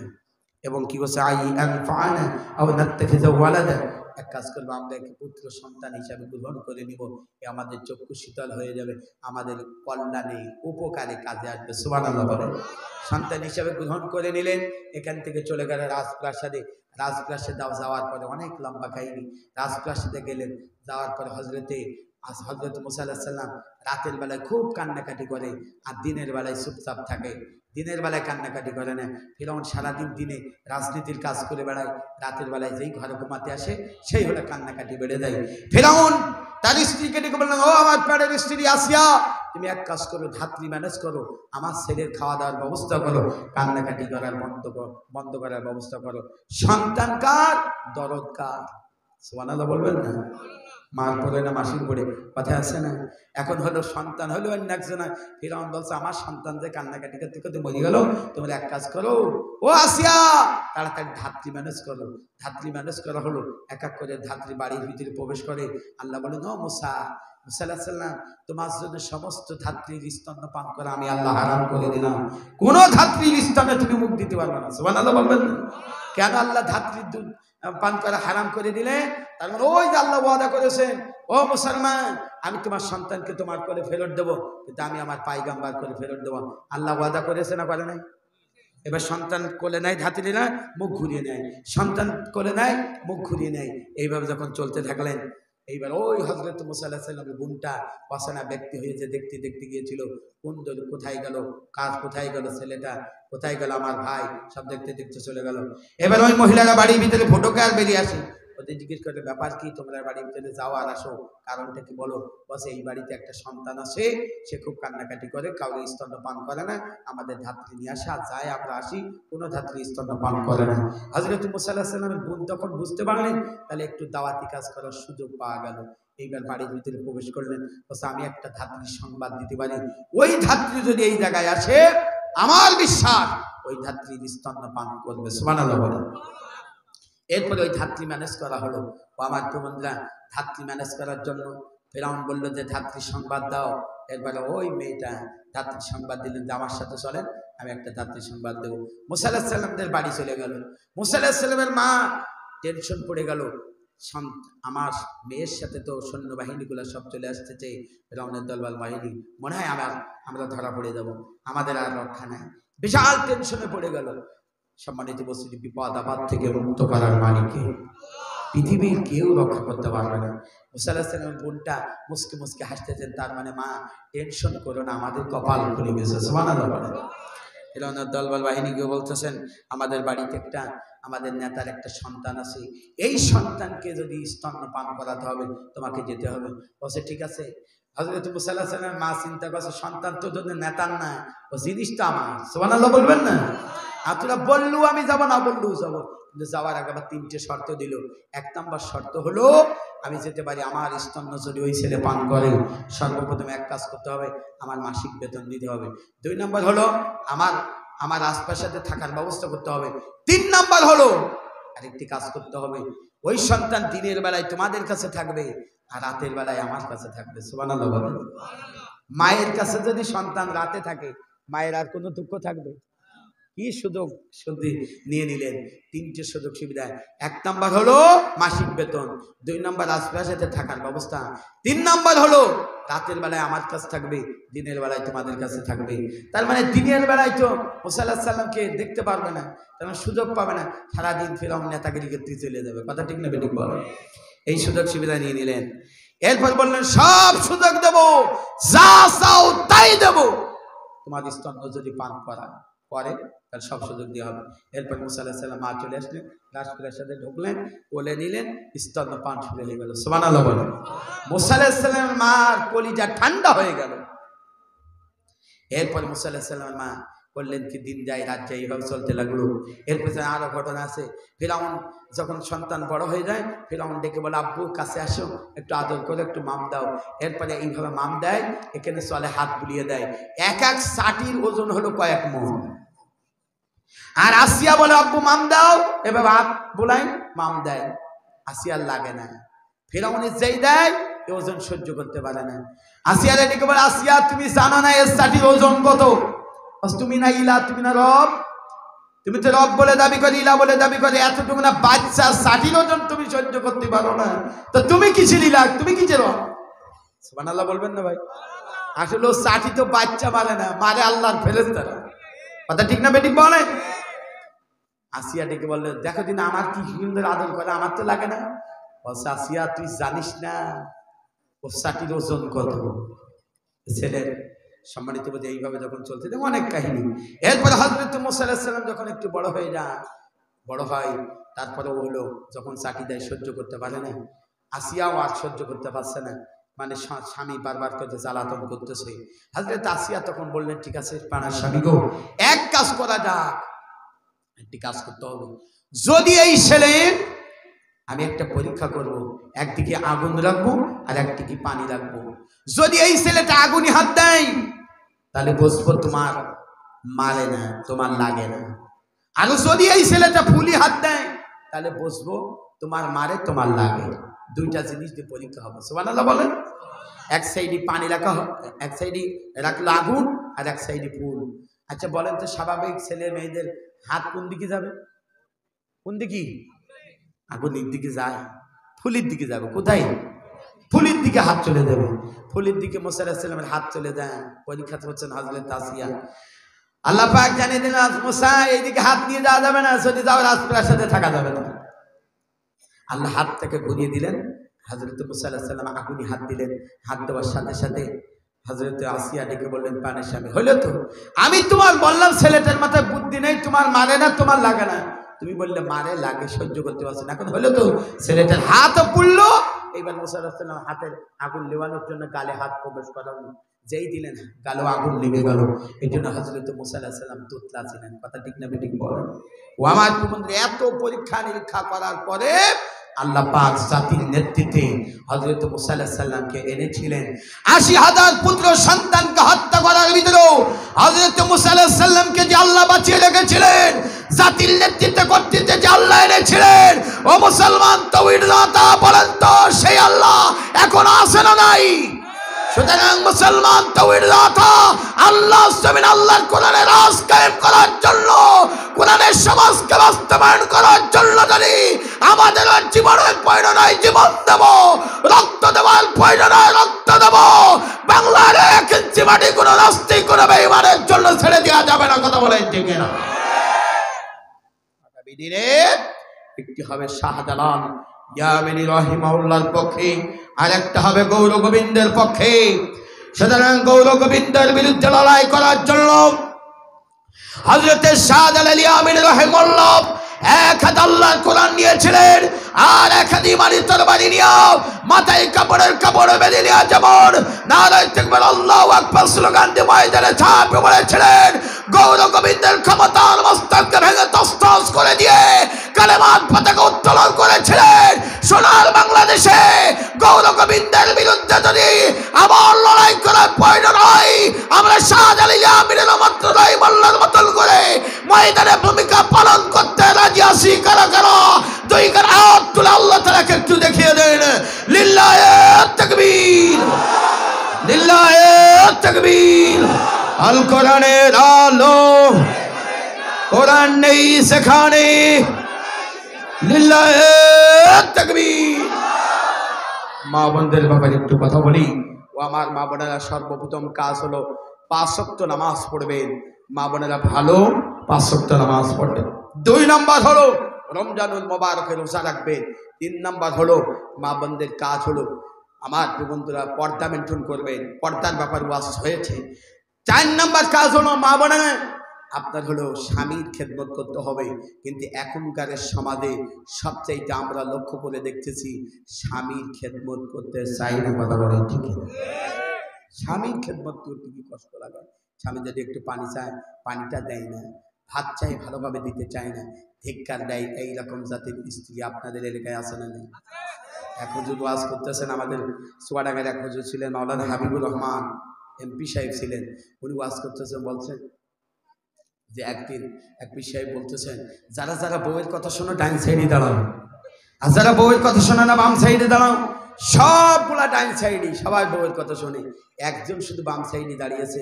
হুজুর তখন বলছে, যাক একজন আল্লাহওয়ালা পাওয়া গেল যে বউয়ের কথা শোনে না। এইবার বলছে ভাই সত্যি কি আপনি বউয়ের কথা শোনেন না? শোনেন না? বলছে হুজুর আমি বউয়ের কথা শুনি কি শুনি না তা বলতে পারবো না। আমি যেই সময় মাহফিলে আসার জন্য বাড়ির থেকে বের হলাম, আমার স্ত্রী বলল হুজুর যেদিকে যেতে বলবে ঠিক তার উল্টো দিকে। বলেন এই বউয়ের কথা শোনে না? শোনে না? ডাইন সাইডে যারা আছে তাদের ভিতরে ভেজাল আছে, আর এর ভিতরে কোনো ভেজাল নাই। কথা ঠিক না বেঠিক বলেন?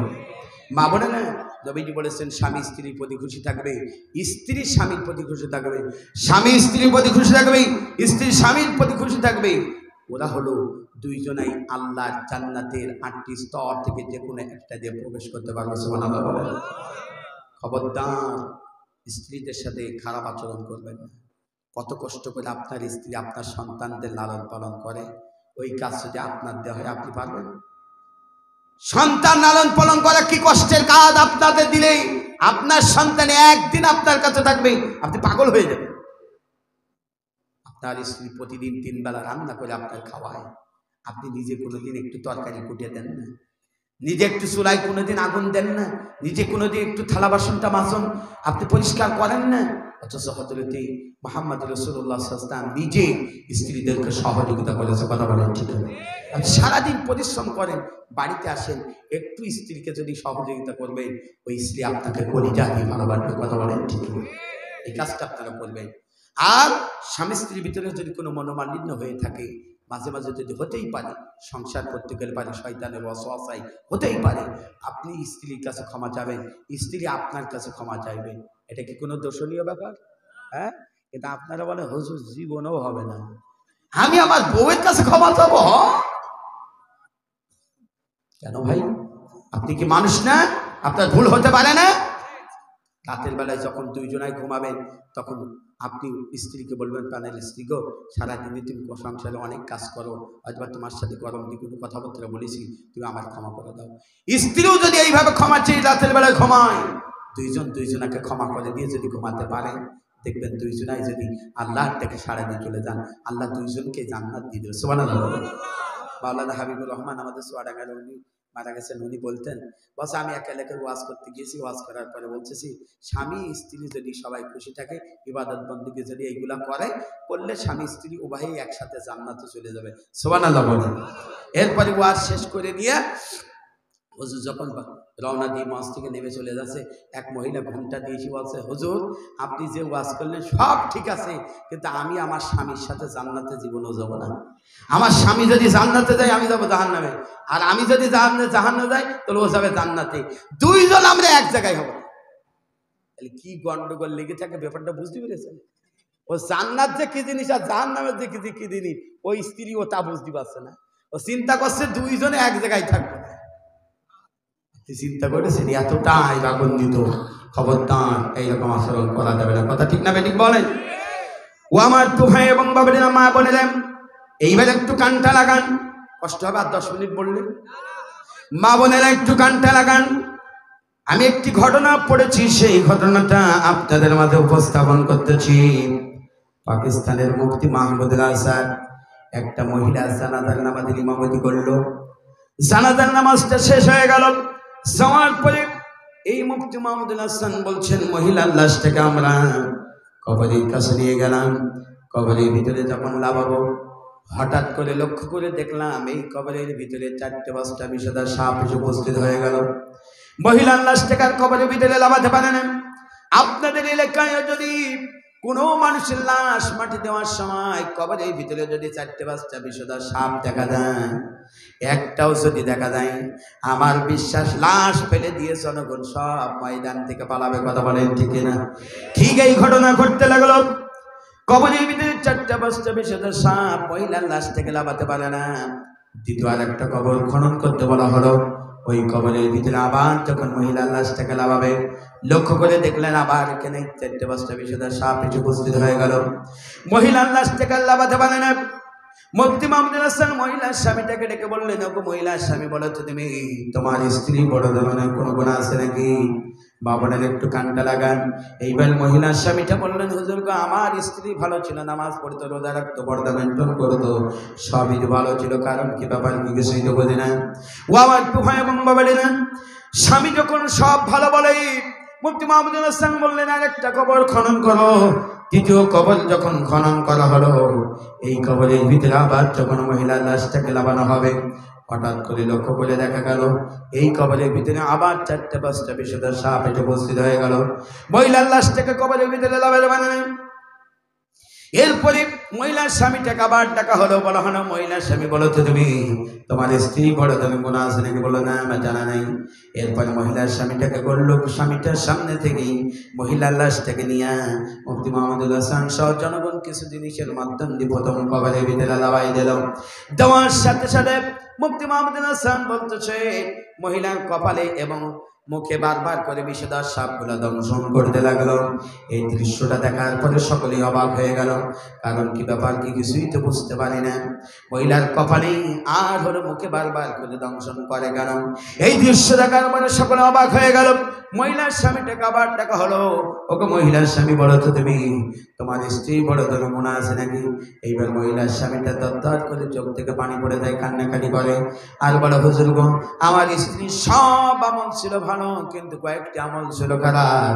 হুজুর গো আমি যেই সময় বিয়ে করে বাড়িতে নিয়ে আসলাম, বাসর ঘর থেকে শুরু করে মৃত্যুর আগ মুহূর্ত পর্যন্ত আমার মনের কামনা বাসনা সে জীবনে কোনোদিন তৃপ্তি সহকারে পূরণ করতে দেয় নাই। হুজুর এটা আমি তার প্রতি অসন্তুষ্ট। দ্বিতীয় নম্বর অসন্তুষ্ট হুজুর আমি সারাদিন কাজ কাম করে যখন বাড়িতে আসতাম পানিটা চাইতাম ভালোভাবে দিত না, খাবারটা চাইতাম ভালোভাবে দিত না, ধিক্কার দিত হুজুর, এটা আমি তার প্রতি অসন্তুষ্ট ছিলাম।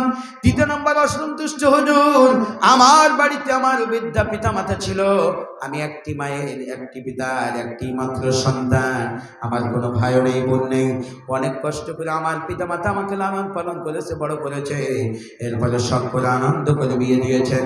বৃদ্ধা বয়সে আমার পিতামাতা আমার সাথে থাকবে, একই সাথে আমরা সংসারে থাকবো, কিন্তু আমার স্ত্রী কিছুদিন আসার পরে ভালো থাকলো, তারপরে আমার পিতামাতাকে সহ্য করতে পারতো না। তারা যখন খাবারটা চাইতো খাবারটা ভালোভাবে দিত না, ধিক্কার দিত। হুজুর আমার পিতামাতা রাতের বেলায় খুব কান্নাকাটি করতো আমার কাছে আমার স্ত্রীর ব্যাপারে যেই অভিযোগগুলো করতো। আমি আমার স্ত্রীর সাথে যখন বলতাম, বলার পরে আমার সাথে ঝগড়াঝাটি বাঁধাই দিত। এরপরে আমার পিতামাতার সাথে আরো টর্চারিং করা শুরু করতো। হুজুর এটা আমি তার প্রতি অসন্তুষ্ট, আমার পিতামাতা তার প্রতি অসন্তুষ্ট, আমি তাকে ক্ষমা করবো না, মাফ করবো না। মুফতি মাহমুদুল হাসান বুঝতে পারলে মহিলা নামাজ পড়তো, রোজা রাখতো, পর্দা মেনটেন করতো, নফল ইবাদত বন্দেগী করতো, সবই ভালো ছিল। স্বামীর সাথে ও শ্বশুর শাশুড়ির সাথে খারাপ আচরণ করার কারণে আল্লাহ পাক হয়তোবা এই শাস্তিটা দিয়া স্বামীর কাছ থেকে মাফ করা চাইয়ে নিয়ে জান্নাতে পাঠাতে চাই। এরপরে সম্মানিত বসে সকলেই মিলে অনুনয় বিনয় করে ক্ষমা চাইলো, মাফ চাইলো, বললো ক্ষমা করবে না, মাফ করবে না। কবরে এই দৃশ্যটাকে মুফতি মাহমুদুল হাসান বলতেছেন বারবার করে। স্বামীটাকে দেখানো হলো, দেখানোর পরে হাজার হলো দীর্ঘদিন সংসার করেছে, মায়া মহব্বত চলে আসলো। এরপরে মুফতি মাহমুদুল হাসান বলছেন আল্লাহ রাব্বুল আলামিনের কাছে সে ফরিয়াদ করে বললে আয় আল্লাহ তাআলা আমি আমার দিল থেকে অন্তর থেকে আমার স্ত্রীকে আমি ক্ষমা করে দিলাম, মাফ করে দিলাম, তুমি ক্ষমা করে দাও, মাফ করে দাও। মুফতি মাহমুদুল হাসান বলছেন আল্লাহর কাছে দোয়া করেছেন, মাফ করে দিয়েছেন। দেওয়ার সাথে সাথে 4-5টা বিষধর সাপ হলো যার মন মতো জান্নাতের দিকে পালানো শুরু হয়ে গেল। চিৎকার দিয়ে বলেন আল্লাহু আকবার। সম্মানিত ভাই এবং বাবারা এই ঘটনার মাধ্যম দিয়ে বোঝা যাচ্ছে আপনি মা বোনেরা নামাজ পড়লেন, রোজা রাখলেন, পর্দা মেনটেন করলেন, কোরআন তেলাওয়াত করলেন, নফল ইবাদত বন্দেগী করলেন, সব ভালো, কিন্তু স্বামী আপনার প্রতি খুশি নাই, আপনি জান্নাতে যেতে পারবেন না। নবীজি আরেকটি কথা বলেছেন, নবীজি বলেছেন কোন বৌমা যদি তার শ্বশুর শাশুড়িকে নিজের পিতামাতার মতন করে খেদমত করে, আর বৌমা যদি তার প্রতি সন্তুষ্ট, বৌমার প্রতি যদি শ্বশুর শাশুড়ি সন্তুষ্ট থাকে, শ্বশুর শাশুড়ি ওযু করতে পারে না, পানিটা গরম করে দিয়ে ওযু করার ব্যবস্থা করে দেয়, খাবারটা খাইতে পারে না, একটু খাওয়ার ব্যবস্থা করে দেয়, ওই বৌমার প্রতি যদি কোনো শ্বশুর শাশুড়ি সন্তুষ্ট থাকে, বিশ্বনবীজি আমার জানিয়েছেন ওই বৌমার হাত পা অঙ্গ প্রত্যঙ্গ থেকে প্রতিদিন যত সগীরা গুনাহ হবে আমার আল্লাহ সব সগীরা গুনাহ মাফ করে দেবে। বলেন সুবহানাল্লাহ। এই জন্য নিজের স্ত্রীদেরকে বলতে হবে পিতা মাতার একটু খেদমত করার জন্য। মা বোনদেরকে বলবো আপনার শ্বশুর শাশুড়িকে নিজের পিতামাতার মতন করে যদি আপনি খোঁজ খবর নিন, দেখাশোনা করে, খাবার দাবার দিন, আপনি যদি আদর যত্ন করেন, খোঁজ খবর নেই, আপনার হাত পতঙ্গ থেকে প্রতিদিন যত সগীরা গুনাহ হবে, নবীজি বলেছেন সব সগীরা গুনাহ আল্লাহ মাফ করে দেবে। সুবহানাল্লাহ বলবেন না ভাই? এই জন্য মা বোনদেরকে আপনার এই নসিহতটা করার চেষ্টা করবেন, আল্লাহ কবুল করুক, জোরে বলেন আমিন। ও আমার বন্ধুরা, এই মাহফিল হচ্ছে আপনারা খুশি না বেজার? সবাই বলেন খুশি না বেজার? কারা কারা খুশি দুইখান হাত তুলে আল্লাহ তাআলাকে দেখান। লিল্লাহি তাকবীর, লিল্লাহি তাকবীর। বিশ্বনবী সাল্লাল্লাহু আলাইহি ওয়াসাল্লাম বলেছেন, তোমরা যদি আল্লাহ রাস্তায় দান করো তাহলে তোমাদের জন্য আল্লাহ রিজিক বাড়িয়ে দেবে। সুবহানাল্লাহ বলেন। যদি তোমাদের অভাব আসে, অভাব আল্লাহ দূর করে দিবে, তোমাদের রিজিক আল্লাহ বৃদ্ধি করে দেবে, তোমাদের পরিবারের বালা মুসিবত আল্লাহ দূর করে দেবে। সুবহানাল্লাহ বলেন। সন্তান অসুস্থ হয়, আপনি যদি আল্লাহ রাস্তায় দান করেন, আল্লাহ পাক সন্তানের বালা মুসিবত দূর করে দিবে। আপনার পরিবারে অভাব অনটন কাটে না, আপনি যদি আল্লাহ রাস্তায় দান করেন, অভাব অনটন গুলো আপনার দূর করে দেবে। সুবহানাল্লাহ বলবেন। দান করলে 10টা লাভ হয়। কয়টা? সবাই বলেন, আর একটু জোরে বলেন। 10টা লাভ হবে, তার ভিতরে কয়েকটা বলি। দান করলে বিপদ দূর হয়, দান করলে রিজিক বেড়ে যায়, দান করলে সম্পদ বাড়ে, দান করলে হায়াত বাড়ে। সুবহানাল্লাহ বলবেন। নেক হায়াত। এই বসেন, বসেন, এক্ষুনি হবে, এক্ষুনি শেষ করে দেব, বসেন ভাই। দান করলে হায়াত বেড়ে যায়। দুনিয়ায় বেঁচে থাকতে চায় না এরকম কেউ আছে বলেন? কিন্তু আমাদের দেশে ইদানিং দেখতেছি মানুষ হলে আত্মহত্যা করে মরার চেষ্টা করে। এটা থেকে আল্লাহ হেফাজত করতে বলেন আমিন। সম্মানিত ভাই এবং বাবাজি, এখানে অনেকেই দান করেছেন, সহযোগিতা করেছেন। একটুখানি বলি, সবাই একটু মারহাবা জোরে জোরে বলবেন। পারা যাবে না ইনশাআল্লাহ? মোসাম্মদ রেজিয়া বিবি, উটিপাড়ায় বাড়ি, 20 কেজি কি ভাই এটা ধান, আল্লাহ কবুল করুক, বলেন আমিন। এটা একটা ব্যাগে দেন, ব্যাগে দেন, নাই এই পাশে আসেন, একটু এখানে রাখবো, ঠিক আছে? আমি একটু বলি, সবাই শোনেন। ফজলু, কুটিপাড়া 1 মণ ধান, আল্লাহ কবুল করুক, বলেন আমিন। এলাকায় ধান চাষ মনে হয় বেশি নাকি?